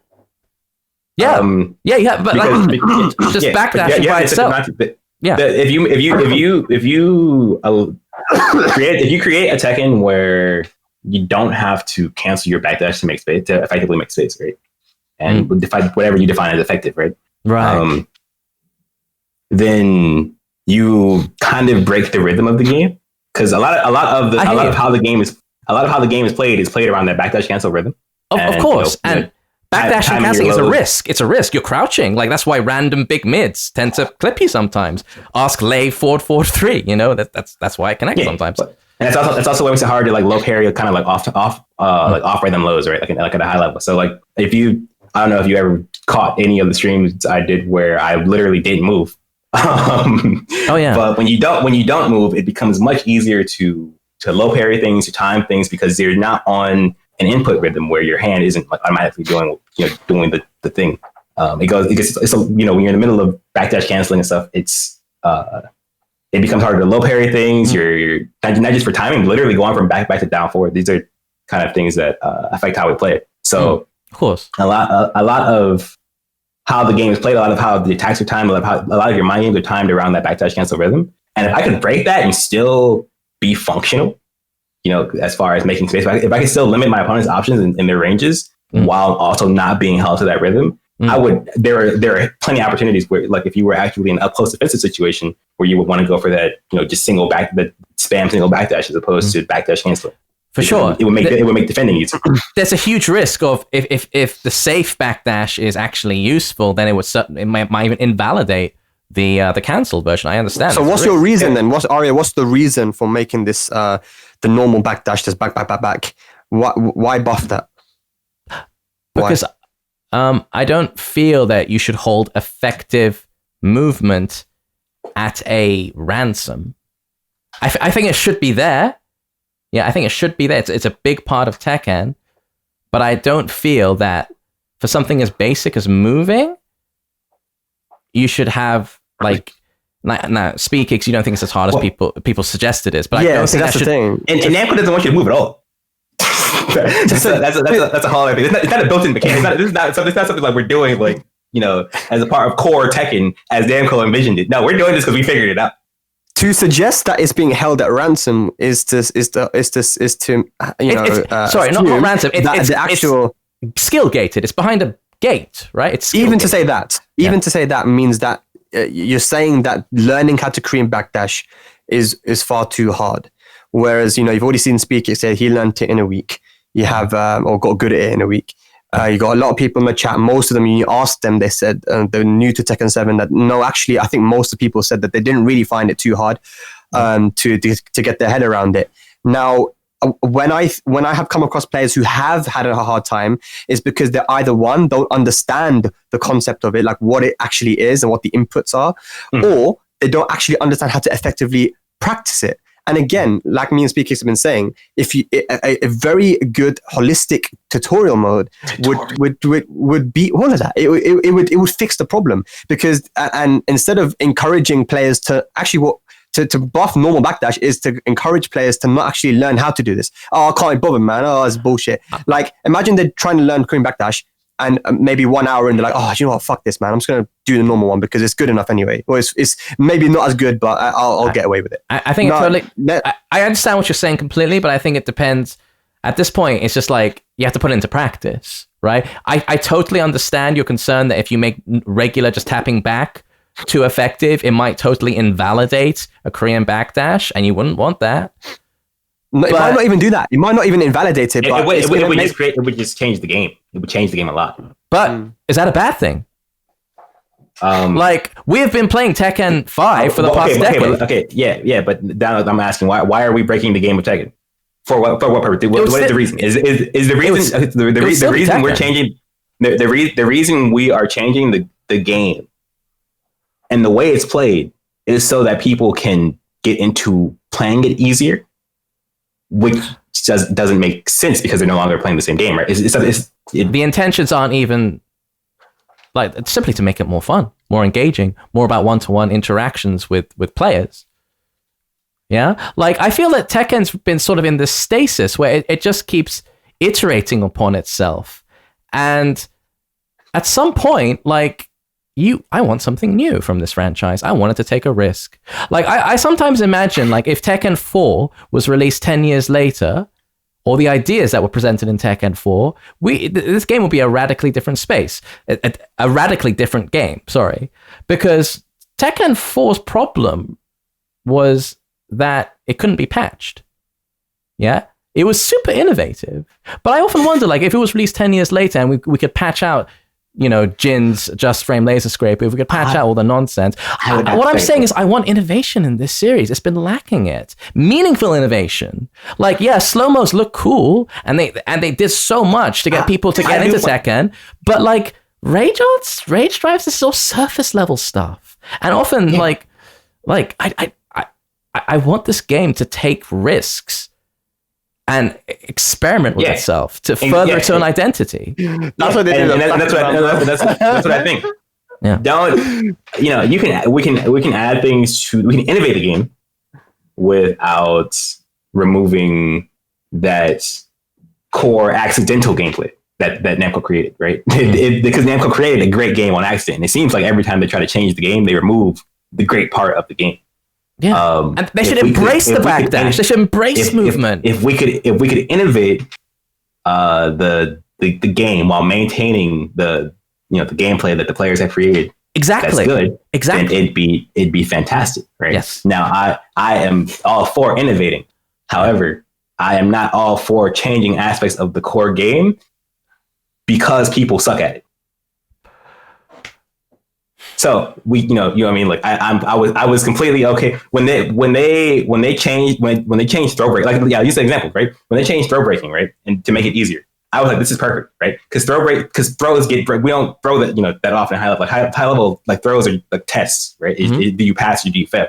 It doesn't change too much about the game that we're playing, and the end goal of what Tekken is, and it makes it easier for players to get into, right? I am all for changes like that. I don't think there should be so many things in Tekken where you're just being kind of. I'm not sure if that's a great change though, because it's like the tutorial, the things at the start will say, like, if your opponent is blocking, you try and break their defenses with throw or whatever. But like, you've got this thing where there's like, character will reach out with like a right or a left throw for their generic throws, but you break either one with one or two. Like the throw breaking system is super confusing. Like it was made more confusing in Tekken 7. It's like I agreed with the the throw breaking change of but making the throws, either making the throw break window higher. I didn't really like the generic change. That was real weird. That's enough. That was enough. Yeah, it's counterintuitive. I haven't suggested that they dumb down the movement though. If I've offered an incentive to increase the skill ceiling, like that, to give you, like, if you cancel perfectly halfway through the backdash, I mean that's a skill based incentive. But like, we're already doing that. We're already doing it. You already need to know your different types of backdash, like your different speeds of backdash cancel to evade different things, right? Like there's a clip of me playing Zafina, and I like backdash the lay razor rush, and my backdash rhythm changes to match like the speed of the hits that are coming at me. Like those things are important to know. Like when do you cancel what backdash to like get out of whatever, and that's part of the game. But what makes the game, what will simplify the game, make the game a lot easier, is to allow people to make the space without canceling the backdash, because of the fact that when you remove the rhythm aspect of the game, you are making defense a whole lot easier. And I'm suggesting that also, if you my suggestion is basically a just frame optimal backdash. That would allow you to get out of unique pressure situations. So there's a real incentive to learn this. Yeah. And again, it's increasing the skill ceiling. Okay, but it's decreasing the skill demand for defense with no rhythm. That's what I'm saying. That's the part. That's the part that's really good. It's not so much about having the buffed Korean backdash. It's about being able to create space without having that input demand. It opens up way too much for defense, and it makes things way easier, way too easy. Okay, so I mean, you're suggesting that horizontal movement should stay static and just like, look, if you don't know how to KBD in this game, you can't play core Tekken. Would you agree with that statement? We define core Tekken differently, remember? Because what I did on that stream where I wasn't backdashing, that was core Tekken to me. That reacting to what your opponent's doing, coming up with the counter, making the mind games, controlling situations. That's Tekken. How the tools you use to do it, whether you want to be a player who doesn't jab at all, right? If you don't use jabs to do this, you're still playing Tekken. If you don't use your Korean backdash to do this, you're playing Tekken. You're playing Tekken. You don't have to use movement to control ranges to play that game of Tekken. Again, it's just not a contradiction. I think I'll reiterate: lowering the floor and raising the ceiling can be mutually exclusive. They can be separate entities from one another. But you're suggesting that if attacking back, we can do that in different ways. But the backdash itself, the entire metagame that creates like kind of the depth of Tekken, right? It comes from that backdash, right? Mm-hmm. So like So like in order for you, or in order for us to kind of take the branches into the different branches of death that the game has to offer, it starts with that backdash, right? Before that, you're playing Tekken. You're just learning you're learning to counter things. Like I said, you're playing like the core, the fundamental, like the basic game, and then you get so much, I guess ways to. There's so many ways to beat and get beaten based off of how the backdash cancel works. That if you allowed us to do those things without the cancel itself, then the game would lose a lot of it.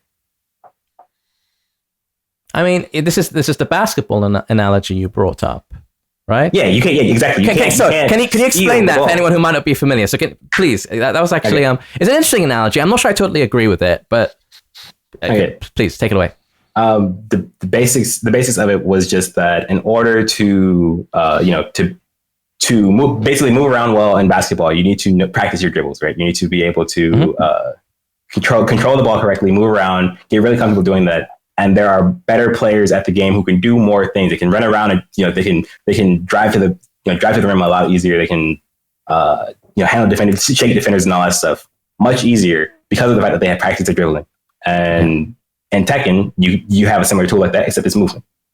Okay, I understand that. It's a good analogy. Okay, so everyone, if you asked a layman, if you answer someone like, okay, basketball, right? Like, dribbling's a part of basketball, right? That they're going to say yes. Let's say I go up to your average Tekken player, one of the 6 million people who bought Tekken. It's like, do you know about Korean backdashing? Right. They're not going to know, right? Okay. Imagine if. Imagine Tekken had tutorial. Imagine if to know. Look, but what I'm trying to get at is imagine if the NBA didn't recognize the existence of dribbling, which is sort of what Bandai Namco are doing with the Korean Backdash, with the importance of movement in general. Yeah. So imagine if you were penalized every time you tried to backdash without Korean backdash, or you know what I mean. Like the thing is in basketball, you can not dribble. You can just stand still. You can take, you can't take another step after you start dribbling and you stop. You can just stand still and not move, right? You can do the same thing in Tekken. The problem is that in basketball, they tell you that if you want to move around, you have to dribble.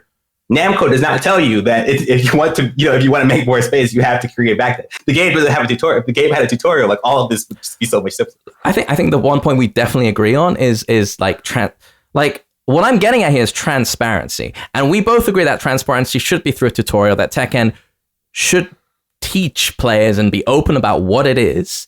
And I think that can be done both through tutorial and through game design. And that's I'm just repeating myself at this point. Phil, do you have anything? But if you could do that for the game design without changing the game, it's perfect, right? That's what I mean. If you want to find ways to make the game easier without changing the metagame that the players have built, because Namco can't make a better metagame than what we built. But what is this resistance to change? Like we have been playing Tekken 5 for like since 2004. Do you want to play Tekken 4 or do you want to play Tekken 4 7.0? Because that's what Namco wants to play.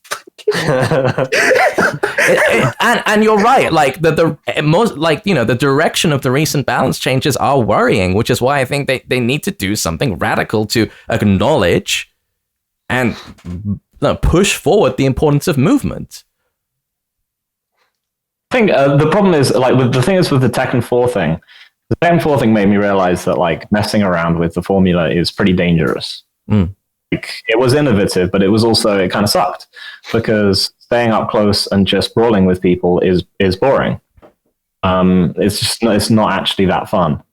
And Tekken 4 also had one frame sidewalk, which meant that the game is just your Jin against another character who isn't like one of the other one or two characters who can fight him. It's just 2-1, 1-2. You have to sidewalk punish them slightly different ways. Laser scraper, and then maybe if you want to get super crazy, you do crouch dash 1 if you really think they're going to try and sidewalk laser scraper at a stupid time. And it's just not deep. The game just wasn't deep because you just got into up close brawls, and it was just one of two options. It was just jab or tracking move. But I personally would have thought you should nerf backdash cancel because it's too good. Back in Tekken Tag 1. I was wrong. Like it's very possible to have like big unintended consequences. Like if you buff backwalk, for example, you might end up really hurting certain moves like Brian's taunt, for example, because Brian's taunt, to land it in open ground, you almost you need to basically, they need to miss something. You need to then taunt in front of them as they do it, right? Or you do it off a tech roll. If you buff back roll, backwalk, I mean, you might just get out of that automatically. Steve's down back 3-2. Lots of these, even Akuma's down a 3, even though everyone hates it. But like this would work if in a game with strong backwalk, because so much of down 3 comes from when someone misses something and then the Akuma runs up in their face and does down 3 fireball. So it's very hard to avoid unintended consequences. I do think that the movement should just be better. In part because, you know, you can say that like in part because I think the general like direction, the way that moves track and so on, and have like big beefy hitboxes in this game, that's a line which has gone up over the course of the Tekkens. Basically, moves get bigger and bigger hitboxes every game. How many electrics you can hit in a combo now? What is it now? 6 without a wall. Barely hit 3 in Tekken 3. Like, and you know, it's just a general like buffing in hitboxes. There's a lot of characters where, you know, like I said earlier, there's a big landscape of characters out there for you that will do certain elements of the game for you. So you don't need to necessarily invest as much time in the core like parts of the system. Like, if I don't want to learn how to backdash, I can pick the characters with super strong defensive options who will do it for me. Or if I don't want break throws or any of this other kind of stuff, I can. They will sort of do it for me for like a significant amount of like my time. Like I can get to a pretty high level without learning these. Like as far as things, you know, ranks and things go, I can get to a pretty high level without learning these things. Like there's characters which will do defense for you, characters which will do offense for you. There's characters which will close distance for you. So if you're worried about other people backdashing against you, you can pick characters which will space for you, pretty much. You can pick Claudio. He has a very simple 3-way mix-up. Talked about it in the guide. You do running 2, forward 4, whatever it is, or back 1. Back 1. Yeah. Even back 1 will space for you. Like, this character will give you free options to space. There's characters where they have hard to step running moves, or stances which will send them flying forward and will cover huge amounts of space in a single bound, like Eliza or Konomitsu. Like, again, these stances aren't as good in the long run as just running up to someone. They have their risks, but you know, it's still very dangerous to press buttons on Konomitsu from distance, because she's just going to go forward 3-2, and you can't really sidestep it. You can't really backdash it. Just sort of wait until you can play generic Tekken with this character, and then you can just sort of beat her because she's a bit rubbish. But like, so there's this big landscape of characters that are available to, or you could just play like Zafina. Like, she's the example of what Speedkicks was talking about earlier, which is, you know, she's a character who just sort of loads the inconsistencies of Tekken onto your opponent. Weird things will not happen to you when you're playing Zafina. Weird things will happen to your opponent all the time. This is a common like feature of playing Tekken. You know, we talked about a lot. Weird interactions, all this kind of stuff. But, you know, for Zafina, it will just be something that, you know, tilts that equation in your direction a whole bunch of time. So there's a big landscape of sort of potential. I mean, I think when I was talking about Tekken 6 and the way they took it, and it was the idea that I started to get that Namco was taking this in the direction of an RPG. And like, there's a lot of sort of builds which are out there now, which are allowing you to like bypass elements of the, you know, to help you out, not bypass, but to help you out, to like, because it's still better in the end to learn how to play proper Tekken. This is why also talked about, I've talked about, how Wei Feng is always super good at the beginning of a game. And everyone's like, oh, Feng's top tier. No, he isn't. Feng is always super good at the beginning of the game. No, he isn't. Because characters have flowchart offense, flowchart defense that allows them to either control or shut down unfamiliar stuff in a new game. But they always end up getting punted out by the end of the game because they're not as good at like basic neutral Tekken as everyone else is. And then everyone's like, oh, I should just play Steve. But Yeah. But there's a lot of different builds you can take to sort of carry you through Tekken if you're struggling with things. If you're struggling with backdash cancel, if you want to, you could pick Elisa. Elisa has a super strong backwards movement. Stuff will randomly miss on her all the time, and you never have to learn how to press forward without pressing a button, like for a really super long period of time. All you need to do if you're like you have to do for a long period of time if you're playing Elisa is backdash if you want to go backwards, and if you want to go forwards, you'll do one of 4 or 5 huge range like running moves. You have Elisa and Eliza. You have a giant slide, safe knockdown mid, a plus on block high. They're all really fast.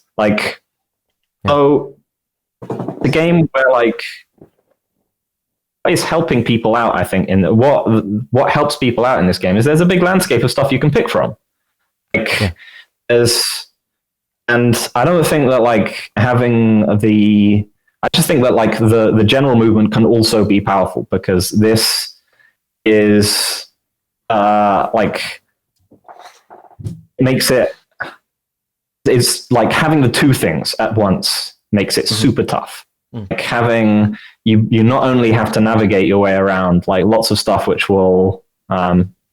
is quite challenging in terms of movement controlling options, but you also don't have particularly powerful movement to do it. If you play DR, there are no tracking running moves. There are no Feng and Asuka and Jiaoyu to a lesser extent, but they don't have the same defensive options they do. Feng's back Kempo is not the same. Nothing like she is in Tekken 7.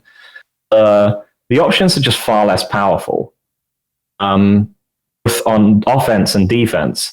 So it's the fact that the general movement is weaker, as well as the fact that there's all these tools, and I'm not necessarily against all of them. I think Claudio makes a lot of sense. He's a character where you're, I don't like the character that much. He's a character where it's it's your 4 basic spacing tools. You have two or three. You have 2 whiff punishers. Super easy to play. Super straightforward. By the way, your lows suck. Off you go. He's been built to say, if you're struggling with X, play this character. You will have to figure your way around Y, which is the fact that your lows are crap. But so I think that in terms of, as I said, backdash cancel, people can win without it. High level Koreans can win without it.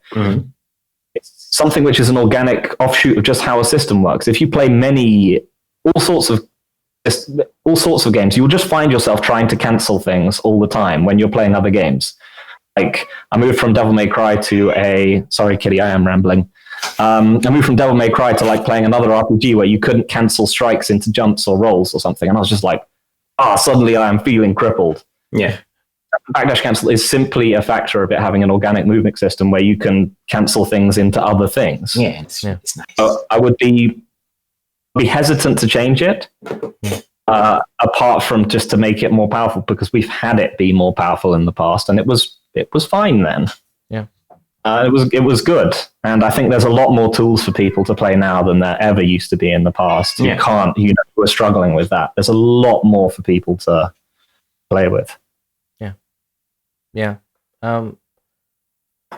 Just to kind of start wrapping up our thoughts on Korean Backdash, do you have any suggestions or hopes for movement in future iterations of Tekken?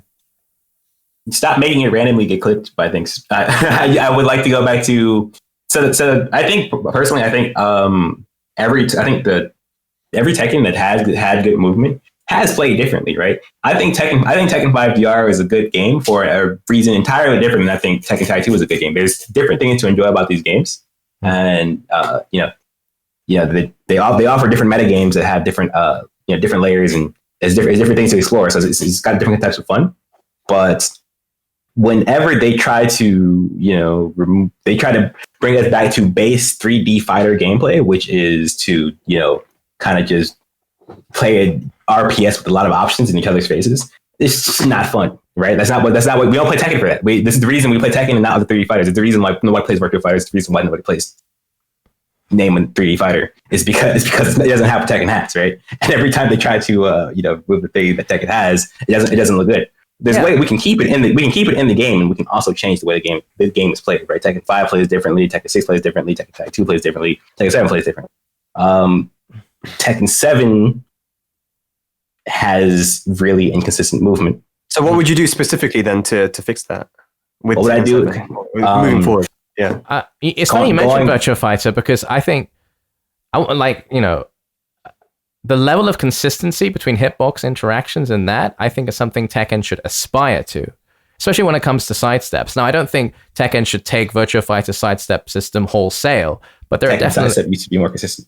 Yeah, exactly. I'm saying, but it used to be, if you could sidestep left, if you could step something left before, you would step it. And if you did it and you timed it after blocking something, you would get the step. If you could do it, if you could go right, it would work. If you couldn't, it would not work. That's the only consistency we need. We don't need things randomly tracking based on, you were at range 1.5 and not range 1. So like you were kind of got clipped by the edge of the hitbox and now you're losing 70% of your health. That's not cool because that's the reason we don't use the movement nearly as much. We only use it as basically a hard read at this point.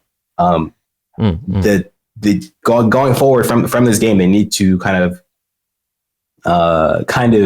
honestly, they need to even out the hitboxes as far as move ranges go, or move ranges and like tracking goes, because everything is a lot more variable than it was previously.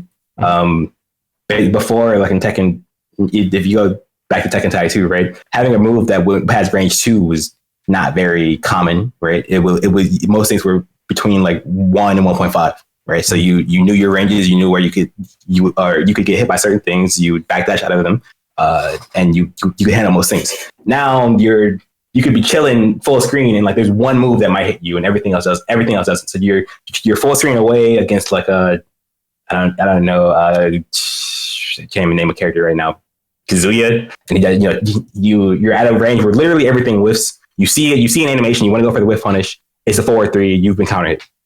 You're reacting to that. So then you step out of the 4-3 range and now you react to a whiff and you see an animation. You're too far away to whiff on a shit. He whiffs, you whiff, and then you get launched. You get electrics. It's free. That's the interesting thing about Mishimas is that they're sort of like, if brawling and infighting is the dominant play style in Tekken 7, then Mishimas are kind of outfighters. Their whole game plan revolves around beta whiff to electric. And in a game where you can't backdash and you can't sidestep moves consistently, that fundamentally doesn't work very well. I mean, you made a video about the speed kicks, about why you can buff Kazuya as much as you like. Yeah. He's still going to get down forward one to death by Kazumi. And they've made them stronger in Season 4. They've made Mishimas sort of viable, but they're still not really winning tournaments anymore through a very brute force method. They've like given them counter hits and more damage and more Oki and blah, blah, blah, blah, blah. But they've buffed them in a very non-Mishima way. I think what all Mishima players ask for is just give me better movement. Like you didn't need to give me all the other shit. If you take away literally every buff they've given to Kazuya and over the course of Tekken 7, and then you just make it a game where everyone can move more consistently, Kazuya becomes a better character. Yeah, in a way that feels more Kazuya, I think. Yeah. It gives you more to work with, and he's not just better in a way that's overbearing either. He's better in a way that requires the player to think about how to use his tools. There's more intelligent options to use with the character. That's all I think anyone wants to Tekken. So bringing back the layer of control that we have with consistent movement, where we can say, hey, if I sidestep right now, I can only get hit by these 4 moves. I know these 4 moves. Which one will he pick? If I backdash right now, I can only get hit by these moves. I know these moves. Which one will he pick? If you can bring back that layer of decision making in Tekken, then you can do whatever. You can change the game however you want. As long as that is intact, then the game will be good and it'll be different. Yeah. Well said. Like Spag, Phil, like what are your thoughts on suggestions or hopes for movement in future Tekkens? No, it's similar to what Speedkicks said, man. Like I felt like in Tekken Tag 2, and that's the kind of the only game I could really speak of because that's where I was competitive. That there were so many situations where I wasn't forced to take a mix-up all the time, you know. The mind game was still there, very strong, but it was more consistent when I felt like I could backdash or sidestep out of a situation. But it's extremely, extremely hard for me to do that in this game, and I feel like there's so many situations where I just have to just hold something. So a buffing movement, whichever way they do that, I don't know about the specifics, but I definitely would like movement to be more effective in allowing me to get out of situations, or not all the situations. I'm not saying make it so that I can sidestep everything and anything and everything, but allow me to get out of some situations which force me into very, very easy mix-ups for on the side of my opponent. And I think that's going to be tough though moving forward. Why? Because man, they added Fakumram in the game. They added Fakumram, so I don't think any amount of buffing movement is gonna fix that shit. And the funny thing is that they actually knew that Fakumram was really strong, and there was a patch where they wanted to fix him, and all they did is nerf his movement a bit, and they left all the other shit, which I think was the problematic stuff as well. So I don't know if the intention on the side of Namco is to actually allow me to sidestep and get out of these situations. Maybe because they found it too boring on the side of like these Koreans who are able to sidestep, block out every situation in Tag 2 and before. Maybe they think that they exploited that system too much, and now we want to encourage fighting more. Well, Murray said it himself.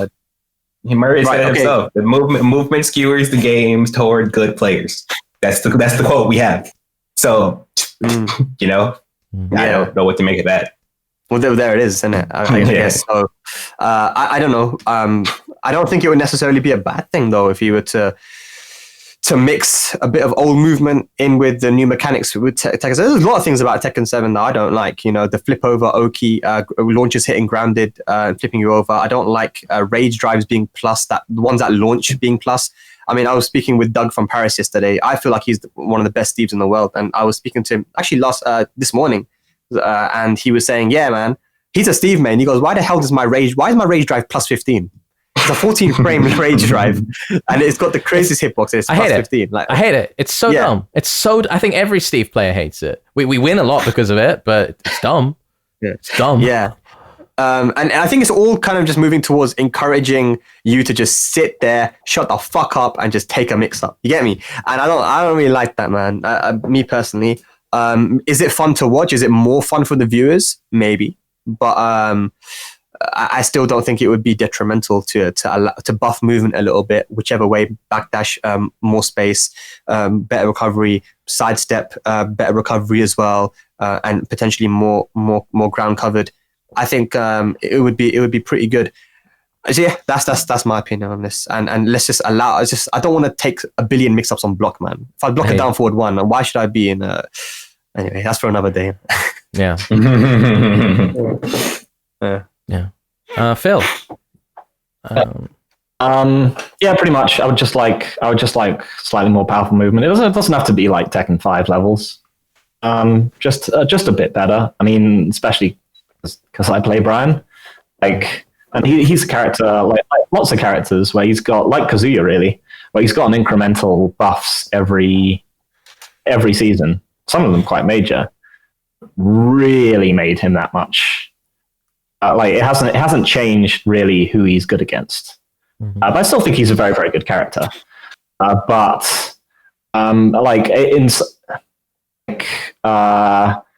don't think he necessarily needed all the stuff that he didn't really need all the stuff he would have gotten in a game with slightly better movement. I will say, like, we've been talking about the skill floor, skill ceiling thing. Tekken 7 was the game where they made back block, right? Yep. Yes. Yeah. So they have obviously made some concessions. People want to use more like backdashing without dying. Yeah. But yeah, I would just like to see slightly more powerful movement. I think like cues for perfect backdashing, like if you can give like people a if you've cancelled the backdash within one frame, like give them like a tiny little visual cue to show like that they've done it correctly. That would be cool. But yeah, just like more powerful backdashing, more powerful sidestepping. There's lots more homing moves. There's lots more running moves. I don't think there's like a big. I don't think you'd suddenly find that the game would change dramatically. But in general, when games have had powerful defensive movement options, and then people have been like, "Oh man, this is too good. It needs to be taken away." Like, it's rarely been true. Like, Soul Calibur had whatever it was, step guarding. Was it 2G? I was like, "Oh man, this is too good." But like in Soul Calibur 2, but then they took it out in later games, and the games were never as competitively populous after that version of the game. Backdash canceling itself when it was first taken out. What was the other one I was going to try and think of? Because movement's what ties moves together. Like you can create depth and a meaningful interplay between two players by just having 4 moves. And the way you link these 4 moves with movement is what creates like what is the word? It's not just depth. It creates emergent gameplay. That's it. Emergent gameplay.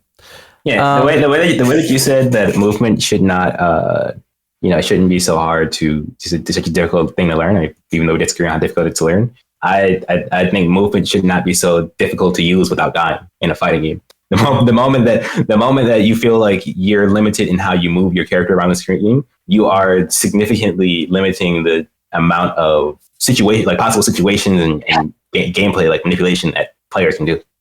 Yeah, exactly. I like to think of moves as like, movement is like the delicious sauce that binds together the dry, crusty moves in unique and interesting and expressive ways. So the more you nerf movement, the more you nerf expression, and the more you nerf like player identity. Of course, to a degree. I mean, yeah. But yeah, like that's where the Harada's coming. Exactly. Yeah. Like I agree with what everyone says. I mean, I think I've already said before, like what I think should be done in terms of movement. I think it's uncontroversial that we need a tutorial system or a tutorial mode. And I think tutorials in fighting games in general, it's a very fertile ground for innovation. I don't think anyone's done it properly. Under Night in Guilty Gear has a pretty good tutorial. I think it's too booky. I think you should try to make education entertaining as well as informative. And I think it's a bit too sterile, to be honest. The Under Night in Burp. We're gonna have to do a podcast on just a tutorial. Of course, yeah. The tutorial. Yeah. Figure it out, guys. I think, for example, a recent example, if you look at Strive, the command list is amazing because each move they have a little movie of how the move is used in context and a description of when to use it and how to use it. Imagine if that was in Tekken. It doesn't have to be for all your moves, but like they picked the 10 key moves for each character and you had a little description in the command list when to use it and how to use it, how much more approachable Tekken would be. It would be night and day. So yeah, I think having better tutorials and just education is not even a luxury, it's a necessity at this point. As I said, I'd like them to look better.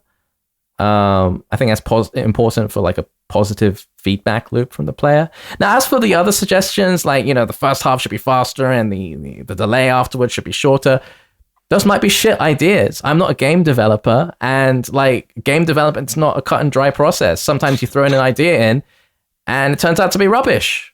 But I do think that I just want to see Bandai Namco acknowledge openly, transparently, the importance of movement and turn it into a feature. Like turn the canceling into a feature in the same way that combos started as a glitch and then were adopted to a feature. I want to see Bandai Namco do the same, but with movement. Like embrace what your game is. It's a 3D fighter that has an incredibly expressive, unique movement system. Embrace it.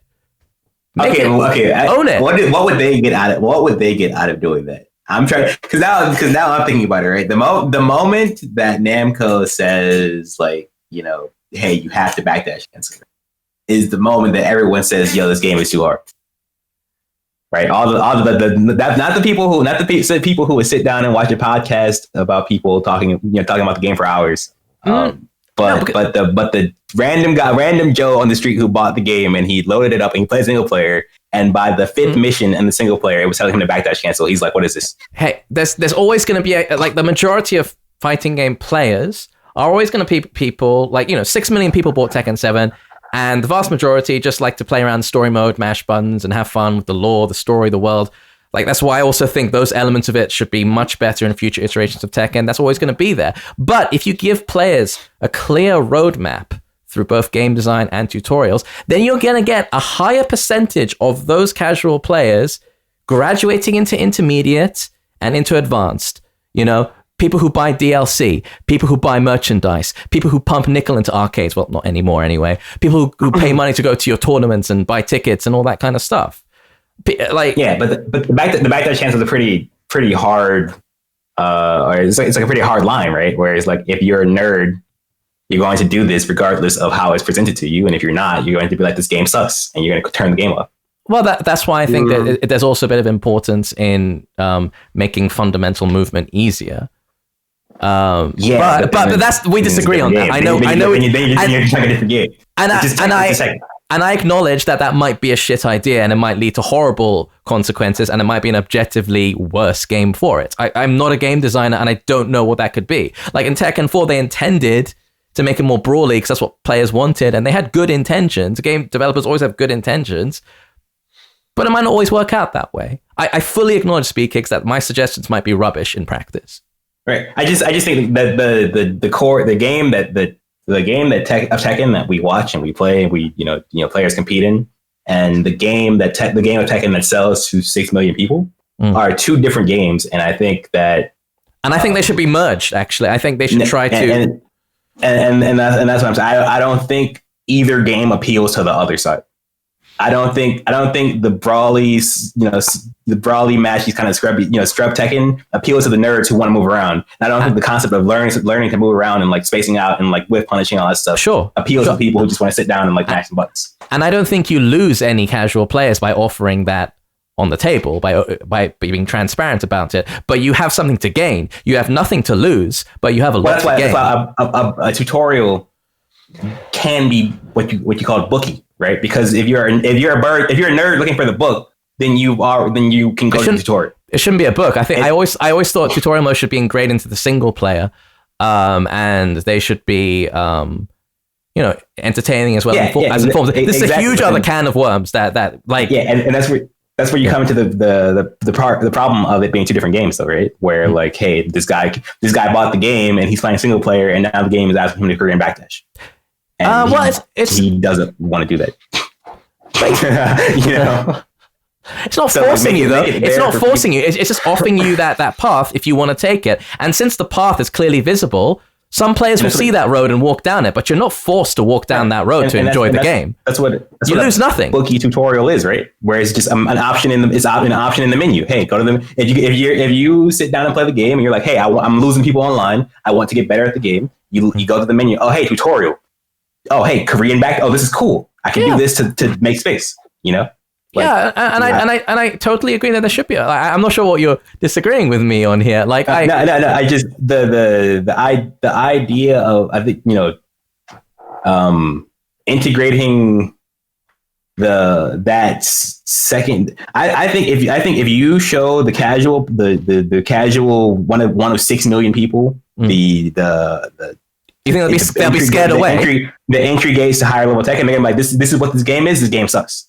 I don't think so at all. I think they'll still be enticed by the cool looking characters and the big sparkly effects and the meaty impact. That's like that road being presented. It's not going to, think, oh, this game's for nerds. Video games for nerds. I don't want this. I don't think that's going to happen. The reason I disagree with that is because when the game had less, when the game had less before you learned those elements of the game, that was the problem. The reason the game sold so much now is because people are allowed to not learn this stuff and feel like they are able to play the game. Are you arguing against transparency? Because I think that's one of the reasons why MOBAs, for example, are so big. They're very, very transparent about changes that they make and how the game is played and what high level play is. And like in their patch notes, they don't always follow the requests of their fan base, but they always explain changes, for example.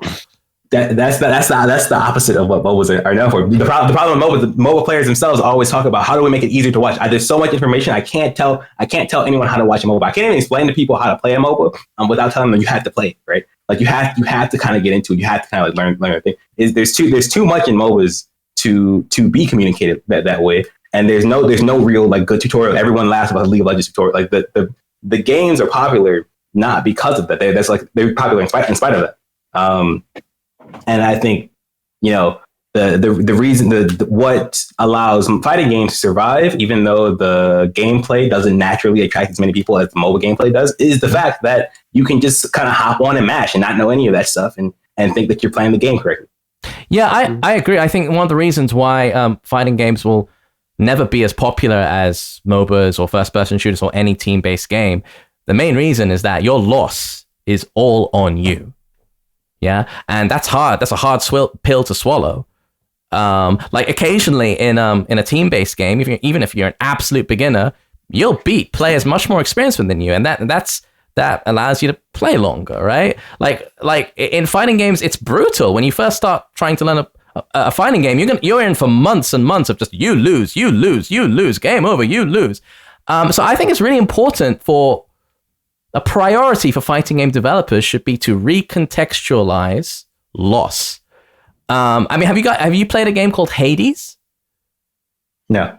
Okay, so in Hades, death, game over, loss is a part of the game. Yeah, when you lose, you're kind of resurrected, and the game acknowledges that you died, and it carries on as is. Yeah. Like, you're not punished for losing. It's an accepted fact. In fact, you have to lose a bunch of times. Yeah? I'm not saying fighting games have to embrace that particular approach, but they should work at trying to make loss a part of the package openly. Because that's what fighting games are. You have to lose. They have to try and sweeten the loss pill. Yeah? Like, imagine if when you lost a match in Tekken, you got some feedback like, hey, maybe you should try to, you got counter hit a lot there. You're pressing too many buttons or something. Like, I mean, it does, right? When you get counter hit, you get a big, like, zoom in. The game's like, hey, stupid, you got counter hit by Steve back one. You shouldn't be bashing there. You feel really bad about it. No, one of the reasons players lose motivation is because they don't understand why they're losing. They don't understand what a frame trap is. They don't understand what whiff baiting is, what a whiff trap is. Yeah, if the game explained that to you, like afterwards, but have to like recontextualize that loss. But that's like asking a chess set to include, a detailed strategy of a specialized opening or something, right? Like the Sicilian defense, like that. This is stuff that players came up with, right? This is just a combination of mechanics of the game. As far as with baiting and frame traps and all that stuff. This chess Tekken analogy is weird because Tekken is inherently a very complex game with lots of thousands of tiny singular rules, and chess is a very simple game with you can teach the rules in 5 minutes. Tekken, you need 5 days to teach all the rules. Look at the throw break system. Look at the throw break system. Generic throws can be broke with 1 or 2, except for command grabs. Oh wait, hold on. Except for back turn throws. Oh, what about King? Like, that's one tiny facet of this game. Then Okizeme, then movement, then there's so much to Tekken. Okay, and it's not a simple game to pick up. You have the base mechanics of Tekken, right? You have the low parry, you have the side step, you have your throw breaking, you have the high mid low system where you duck. If you duck into a mid, you eat everything else. If you duck high, it whips. Everything else is just a combination of those mechanics. I don't agree with that. I think there's lots of granular little rules. Lots of people. The backdash cancel is a combination of the movement canceling mechanic, right? It is when you move, when you backdash, you're allowed to cancel any other movement to another, or any movement to another movement, right? The combination of those mechanics is what created the backdash cancel, right? What you're talking about with Okizeme, right? When you get knocked down, like you getting mixed up on wake up is a combination of the base mechanics of the high, mid, low, and the unblockable thing. Everything in the game stems from the fundamental like base mechanics that you would learn really quickly in the game. The problem is that you have to have a lot of experience with the game in order to see those combinations, to understand the patterns and to do all that. And that is the same as like learning a basic opening in chess. It's the same as learning like, how a specific play in basketball when your team is coming up and you're dribbling the ball up court and you know where everyone stands, all that stuff. What you can do with the base mechanics is not the same as a core base mechanic. And so the game should teach you the base mechanics, and everything else is up to you to figure out. Do you guys agree with that, Phil, Spag? Yeah. No. I mean, there's a ton of stuff in Tekken to learn. Like, there's really a lot of stuff. Like, I mean, this is but there's combinations. It's not. I mean, it's not really. You can't just be like, here's 4 systems. You can learn them in 5 minutes. There's just tons of weird stuff. Like, okay. There are a ton of like little things that are like kind of weird and you have to learn. Like, for example, when like if you, I make this example because I told Leffen once, and he was like, "How the fuck was I supposed to know that if someone didn't tell me?" When you press a button, your hurt box expands and you're actually more susceptible to getting hit and stuff. Yeah, there's stuff like that. But I think what Speaker's saying is like the fundamentals, like which can carry you a long way. They're quite simple, isn't it? The same way that chess. It's a pretty organic game. You can learn it by playing, and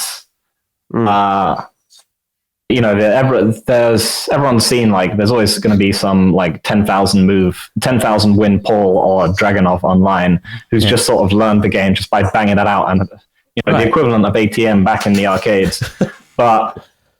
I don't think it's like as I said, things like the throw break system are not particularly coherently designed. Things like the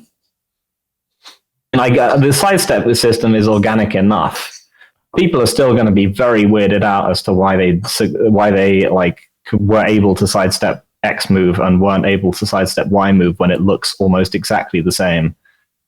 I don't know, like there's just lots of weird stuff. How do you explain Brian's taunt from like a mechanics perspective? This when I was learning the game, I had a list of properties to look out for. This is how I figured out the game. This is how I digested the game, right? It was if I got hit by something and I didn't know how to beat it, the things I would check would be the frames, like the speed, like the speed and recovery. And then after that, it was, the hit property, like high, mid, low, if it's low, you could parry. If it's high, you can duck it. And then the hitbox itself, right? So the range of tracking, if I can backdash it or if I can sidestep it. And everything else is just anything you need to learn. That's all you need to learn to know how to beat things in Tekken. Yeah, that's all you need to know to get started, but it's not the same as like a systemic understanding, which will allow you to know like why you're getting hit by Brian's unblockable, or why when you tech roll in this situation you will get up back turned. Like the hit property. The tech roll situation. This is the whole. That is weird. Honestly, I agree with that one because the tech throw situation, the way Oki works in this game, where you like if you're sidewalled and you tech roll with someone sidesteps behind you, that's stupid. But when you get hit by it, you know why you got hit by it. That's been in there since Tekken 6. You're back. Nina and Xiao have been infinite comboing people since Tekken 6. But that's what I mean. That's what I mean by analyzing the situation, right? You can tell I got hit by Brian's unblockable because it is a mid and its hit property is unblockable. It's not it's a mid unblockable, and I know these things, and I was in range of the attack, so I was in range of the hitbox, and so I got hit by the thing. You can analyze it. You can analyze any situation with just those fundamental mechanics. You can understand anything. Just need to know the hitbox. I still think there's a bunch to learn about, like, there's like the wall combo system, like you got to be like hits are free when you're up here, but once your feet hit the ground, unless they're down here, in which case you have one hit less, or hit stun, your spacing, like your air pushback will be changed by the more hits you do in the combo, but the amount of hits you do on the wall won't, blah, blah, blah, blah, blah, blah, blah. Like, there's a lot of, there's a lot of interlocking systems in Tekken, and they're generally, they're like quite I agree with what you're saying, and that's why when I was speaking, I was talking about the core. What I define as the core gameplay, so that it has to go back to the definition. The core gameplay, which is about learning how to beat things. Learning how to beat the things your opponent's doing. That's all you need. Everything. There's a billion little weird, like you said, like combo specifics, right? Like if you want to know how to optimize your combos and stuff like that, and that's why the game needs a tutorial on those things, right? It needs to tell you how to combo. It needs to tell you how the wall system works. It needs to tell you how the base mechanics of the game works. But then when you have the base mechanics of the game, everything else is just looking at a situation and using what you know about the base mechanics to figure it out. Yeah, I think game is a tutorial. Yeah, I think we all agree on that, like almost unanimously. Yeah. So, I mean, is there anything else you guys want to add to this discussion? I mean, we're kind of opening up the depth versus complexity, depth versus stuff thing here, which is an interesting topic, but probably needs another. We've been going on for a while. Huh? We've been going on for a while. Yeah, it's like almost 4 hours. But well, just one more thing, innit? I want to ask: do you guys actually think? Because it's all well and good that we're sitting here talking about it, but do you actually think that Namco wants movement to be buffed at all? That they want us to be able to move around and do stuff? No, they hate us. We're nerds. We're nerds, and we complain too much. People who like movement too much, they complain too much on Twitter. But the people who don't like it, like they just enjoy the game. So if we were all gone and we hated the game, they would have a much easier time. Tekken 6 nerfed movement and was more popular than Tekken 5. Tekken Tag was more movement heavy, at least, than Tekken 6, and people hated it. Tekken 7 is incredibly popular and has nerfed movement again. I don't really see there's much of a reason why they're going to make it particularly better. I would like them to, though. Yeah. Okay. Yeah. Hope springs eternal. I mean, I'm imagining whatever's next, probably Tekken 8. I mean, are you guys imagining it's just going to be more of the same, Tekken 7? Oh, it's going to be worse. Imagine, I mean, do you know what? I think it's going to be terrible. But let's see what this new character, this Polish president lady, is like, because that will really give us an inkling and a look into what their intentions are moving forward. If it's anything like Fakramram, if she has like a down forward one, which I have to hold another mix up, which is not just a high and a mid. Like high and mid's fine, but if she has a hell sweep or something from her down forward one, or a 13 frame mid or 12 frame mid where I have to hold the mix up, then I think that we get a pretty good idea of what direction they're going in with the game. Yeah, for sure. Sure. That's why Libra made me retire. The last thing I did before I retired was I labbed Leroy, and I went through his move list, and I was just I thought they were joking, I thought I was like in a part of a joke, but like it was serious. And I watched like Evo Japan, and I'm like, oh, they knew this was going to happen. There's no way they didn't know this was going to happen. They gave him everything, and like no flaws, and I was like, I'm disillusioned. All right, they made this game for children, and they want people to have fun sitting down mashing buttons, and I look stupid sitting here trying to take it seriously, so I'm going to go ahead and bow out. Yeah, I'd agree that the recent design and balance and gameplay choices haven't been well received, and understandably so. I still think Tekken 7's a great game. Actually, I know there are so many flaws to it. I still love the game fundamentally, though. I like, we are focusing on the negatives here, and like, it's still a deep game despite all the issues with it. And yeah, I just want whatever's next to be better, I guess. I mean, do you guys agree that Tekken 7 is a good game? Yeah, I like it. I like it. Yeah, it's good. All right. Well, guys, thank you so much.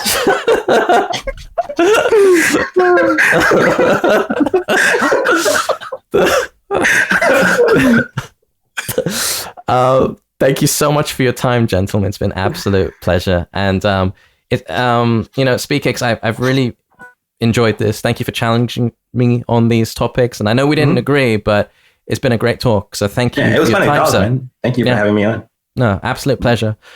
Phil, great times as always. And Spag, hey, great stuff as always, man. So that was it for Wavedash 22. And we'll catch you next time. I think I'm not going to spoil what the next time is. Take care, everyone.